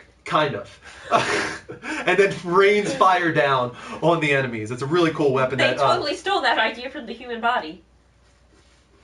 Sure. Yeah, definitely. Game development by Kristen. Now, this guy right here, the one you saw on screen, his name is Sir Galahad, and he is the main character. He is the one that you will play, but there are 4 main characters in the game. They're all part of the Order, but some in the Order longer than others. Sir Galahad's real name is actually Grayson, and that's the thing, is these names that they've established in the game, like Sir Galahad, that's not their actual name. They are descendants of these names. Like, those were the original Knights of the Round, and every time somebody dies in the Order, somebody else inherits the name, like Sir Galahad. So he's Sir Galahad, and then you have Sir Percival, whose real name is actually Sebastian Mallory. And this is kind of a really cool thing that Ready at Dawn did, is Sebastian Mallory is a direct descendant of Thomas Mallory. If you guys don't know who that is, he's the guy that wrote De Morte Arthur. that is like the definitive Arthurian legend. You know, that's what people most often go through for the Knights of the Round and all that cool stuff. So it's pretty cool that they tried to make those connections within the game. Then you also have Marquis de Lafayette, and he is the youngest guy that you see right there. You wouldn't actually expect that he is the youngest, but he is. And he is a French officer who fought in both the French and the American revolutions, and for that reason, he has a lot of technical knowledge that's going to come in handy in the game. Lastly, you have Lady Igraine, who is what most people think is the youngest member. She's not. She looks like she's in her 20s, but she's a lot older than that. She might even be 100 years old. They haven't said for sure, but she also does have a romantic relationship with Galahad. How old are they? She's not 15, I can tell you that. No, she's definitely Old not 15. enough to bang after the apocalypse. So I think there's going to be an interesting relationship there because I think that she was originally Galahad's lover, but once she became a part of the Order, they had to I think they had to hide that relationship. So I think they're kind of like Jedi in that way, I have a feeling. Like they're not allowed to love. This is their sole purpose, like to be in the Order. So they have, I think, this secret relationship, but I'm not sure on that just yet. So I'm very interested to see where that goes. As far as gameplay, this has been the kind of controversial part of the Order 1886. It is a third-person based cover shooter in a similar vein to Gears of War, but I feel like it keeps the camera even more up close and personal than those seem games. that way, for sure. It kind of wants to establish like this claustrophobia, maybe because of some of the survival horror feelings the game gives off. It's scary at moments, for sure. They're definitely going for that vibe. It also has a lot of moments of exploration, though. There's moments where you actually have to do detective work in a Batman kind of way, investigating scenes of crimes and stuff like that. And it's in a steampunk style era. Yes, it is. You said the magic word, Batman. Right? So are we finally getting Gotham by Gaslight here? The spiritual successor to I wish Gotham by Gaslight. Yeah, it's gonna feel real silly when there's a Gotham by Gaslight game. That was actually almost a game that was going to happen. Gotham by Gaslight was a thing. Really? I believe I see it. It's dead. It's canceled. It's a long time ago, but it was a thing that they were gonna make. It's before Arkham Asylum. That's the first thing they were playing around. Really? With. Yeah. Are you being truthful right now? I'm being 100% serious. Yeah, Okay. I swear to God. That's interesting. Now, one of the things that is concerning some people, I mean, I don't think this is a problem, but something that you should know before getting this game is that it is a linear experience. Like, this is based on 100% going through a story that they want to tell, a carefully manufactured story, and that might even be their main focus here, is to tell a compelling narrative. You can kind of tell by everything I've said so far. They're really trying to make something cool here. I feel like this is going to be what Resistance was supposed to be. Yeah, right? Kind of, with that alternate history. What they were going with there, like I feel like this is going to succeed with it. Yeah. I feel like something you could compare it to is Uncharted, but even more linear than that. But this is really, it's like a lot of set pieces, I have a feeling, a lot of those really big bombastic moments that are going to impress you while telling a cool story.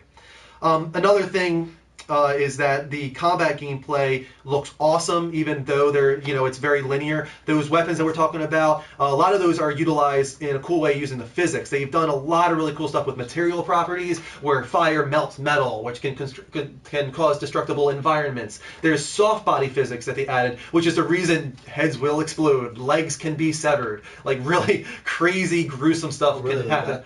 Yeah. You can like shotgun somebody in the leg and their legs will blow off and stuff like that. They're calling it soft body physics, and that is why this game is a hard M. Like, this is not this is a hard M rated game, guys. So I don't know if that's something you want, but keep that in mind. Hey, do you know how the cover mechanic works? Is it automatic? It is called soft cover mechanics, kind of like soft body physics, where you don't press a button to go into. It's kind of like The Last of Us, where it's kind of intelligent, where you get close and he will just duck into cover himself. But there are I think there is a button you can press to, no matter what, exit cover. Like, there is a way that it's like, I'm getting stuck here. It's like, press this button, you'll roll out or something like that, and escape cover in a cool way. Another thing, go ahead. Just to end our discussion from earlier, I thought of something else to say. Okay, yeah, go ahead. We'll pause. I don't think you're going to have to worry about anyone being with anyone, because it's going to be the apocalypse. No one's going to bathe. Your teeth are going to be falling out. Uh-huh. There's going to be a different set of standards in the apocalypse. Not for me. If I was in the apocalypse, I would expect cleanliness. Some sort of cleanliness. But anyway, I don't think anyone would be with anyone due to what's like the disease, dysentery. Just be done. So you're saying just everyone's going to die off? Nobody's going to like, reproduce? You said you expect cleanliness after the apocalypse? No, she's saying that she doesn't expect anybody to have sex or want to. And she's saying that she won it because of that reason. When I watch The Walking Dead, I don't know how people get together because they're disgusting and sweaty and like salty and like. Because people have urges. You know, there's people in the world who are like into that, like they won't sleep with people unless they're like salty or sweaty. There's somebody for everybody. Yeah, people are weird, dude. People All right, weird well, I think you make a compelling argument, Kristen. All right. Thank you for that. What about those destructible environments? Let's go to QTEs. Yeah, what the that's, hell are we talking about? That's one of those things that I know people complain a lot about. From the very beginning, they showed off QuickTime events, but they are trying to do something a little bit fresh with it in this game by doing like a branching QTE, where let's say you get pinned down by an enemy, right? And you got like a gun on your right, you got a knife on your left, and you got his neck. And it's like you can choose what you want to do in that moment. Like, I'm going to try and strangle this guy, I'm going to try and grab the knife, I'm going to try and grab the gun. And depending on what you choose, the QuickTime event might change entirely around that. So they're trying to make it at least interesting in that way, not just as simple as button on screen, press, like God of War would do in the past. Overall, though, I mean, I think you guys can see the game has extreme production value. Like, this looks like a really, really good graphical game, at least in that percent. You can't tell when it's going to QuickTime event and gameplay. You can't even tell when it goes to cutscene and gameplay. Right. Like, they went so far with this game that everything is in-engine. There's no separation. Like, if it cuts to a cutscene, you're watching like an in-engine moment, and then it can quickly exit out of that without going to like a black screen or anything like that. It's very seamless. I know a lot of people when they played it at E3 and stuff like that, they paused. Like I'm in control right now? It's like, yeah, you're in control right now. It's like, oh, okay. It's like they didn't know, which I think is a pretty cool thing, actually. Okay. But on top of that, it's just not a care for the graphics. It sounds like the voice acting is really great based off the story trailer we just saw. And the music, we got Jason Graves doing the music, and he did Evolve. He did Dead Space. Okay. He also did Tomb Raider. And with this game, he went with an all-male orchestra, or all-male choir, actually, because he really wants to give this extreme weight to the game. And if you guys, there's a cool behind-the-scenes on the music in the game, and it does. It has this, like, real low baritone, like, and it's real creepy. I like the sound of it. I hope this game has a lot of horror elements to it. Yeah. I want it to be scary. I really do. But, yeah, it comes out, guys, on the 20th, the 19th, kind of, if you want to go to a midnight launch. We're planning on it, I hope, to do that, and we're gonna do a lot of cool stuff with the order in the future. Watch us play it on Twitch. Watch our YouTube for some reaction times on each chapter. Did I convince you to get it? Oh, maybe. You don't know? Maybe? There's so many games I know. Play. Dude, me too, but I just did it. I know you did. But you know what? Here's the thing about this. It's linear, like we've been saying. So, like, you're not gonna have to dive in and, like, go unlock all this, get all these collectibles. Like, I'm just gonna put everything I'm doing on hold, play the order. Very interested to see what the trophies are gonna be for this game. Yeah. Yeah. I think they got leaked, actually, and they're pretty generic, to be honest with you. I think they're just like, get this many kills with this weapon, get this many kills with that weapon. There's no like branching narrative or anything like that, so you don't have trophies like that nobody can get. You don't have multiplayer, so you're not gonna have competitive multiplayer only trophies. It's pretty much hate that. Yeah. So for that reason, they have to kind of restrict it to those kind of trophies. That's my plan. I'm gonna just jump in, dude. Finish it up and then get back to what I was doing. Like, it's okay. Which is why I don't mind borrowing it from whoever finishes. Yeah, it'll be like a good. Well, I'm buying it digitally, so. Are you? I thought you were buying it. No, I have it pre-ordered digitally. But yeah, so I'm really excited for this game. Look forward to me playing, guys. We got another Patreon pledge. Did we really? Yeah. Alex pledged $1. He wants those podcasts, man. Thank you, Alex, for your pledge of $1, guys. Keep those coming. Go to patreon.com/levelupnetwork, and you guys can get some rewards in return. Also, thank you to these final Twitch charts of the night. We had Like a Boss 8241. We had XOMGLT, something like that. Solid Piece. Chinful Ninja, Wiffle Ball Tony, Mamba 919, Cooked Tortoise, Ray07, Killer Dan, Boomstick, and we're caught up. We're at 160 Twitch hearts tonight, guys, or at least on the goal there.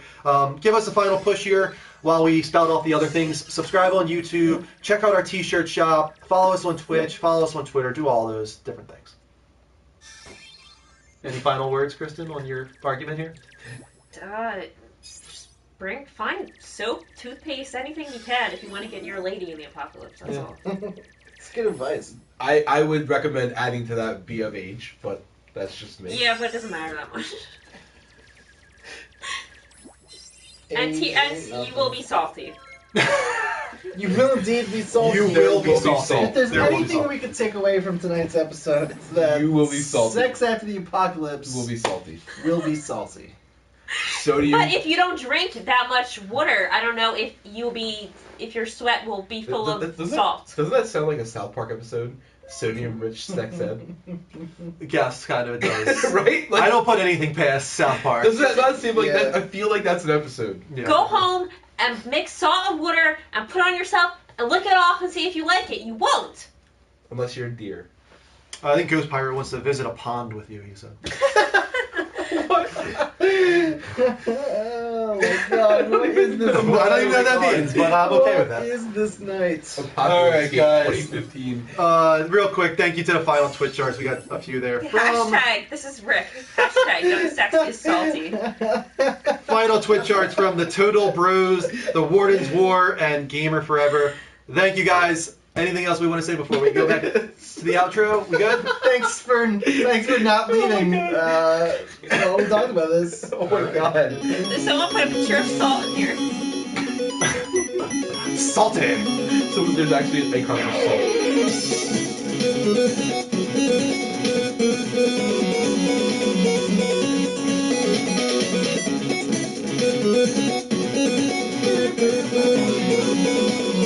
That's awesome.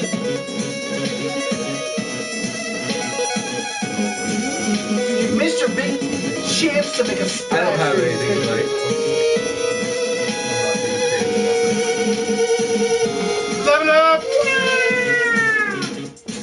You liked it. Thanks for watching, guys. Be sure to check us out throughout the week. We got game streams all days. Monday, Tuesday, Wednesday, Thursday, All the Friday. days. All the days except Saturday. Good We night, don't my do Saturday. sexy nerds. We got Greg on tomorrow with Inday. We got Mike on Tuesdays with Trash Talk Tuesday. We got Dean on Wednesday with Beast of the Week. Do you have anything in mind? Nope. We got myself on Thursday with Level Up Direct. And What Friday again. suggestions? I don't know what I'm going to do, though. I'm done with Walking Dead. Maybe you guys can give me some feedback. Tweet at us. Let me know what you want me to play. I'm probably going to do something that I can continue. Like, I don't like changing it up every week. I Oh like wait, I didn't share the dream. You. What dream? No, when you were sleep talking to me about Booch. Oh, yeah, do that real quick, yeah. Real quick, it only takes 5 seconds. So I woke him up in the middle of the night because he turned over and I was like, hey, do you want me to cuddle you? And he's like, no. Yeah. He started speaking like a different language and he's like, Booshify. Booshify. What? And then he rolled over and he said, what'd you say? Don't mess. He must have been dreaming about the Level Up show, like chat. What? And he's like, don't mess. I live and breathe the Level Up show. I thought that was All I really think funny. of when you say that is like I imagine him as like a minion, like Booshify, Booshify, like they're all chanting. He's it, just like, Booshify. Booshify. Yeah, definitely. All right, guys, that's it. So make sure that you follow us on Twitch because we're active all week long, especially on Thursdays and Sundays with talk shows if you like this tonight. You can also hear us live from PlayStation right now and then follow us on all the different channels. So until next time, guys, take care and level up. And then the 15-year-olds came in the room holding salt. Booshify is a secret word. Praven is awesome. I say it out loud because Praven wants it out loud. You're awesome, Praven. You're awesome. Praven. We gotta sing You're Beautiful. Awesome. Oh, we gotta sing You're Beautiful. How does that start? No. I saw your face. Oh, yeah. Okay, we'll start from that part. Okay. Saw your everyone. Be crowded place. And I don't know what to do. 'Cause I'll never be with you. Very nice. You're beautiful. You're beautiful. You're beautiful. It's true. I feel really close to you, Anna. I saw your face in a crowded place. And I don't know what to do. 'Cause I'll never be with you. Thank you to Sam Bam and CBK Gunnerman for the final Twitch arts with a YouTube subscription from JT Budman. From the get-go. Later, guys.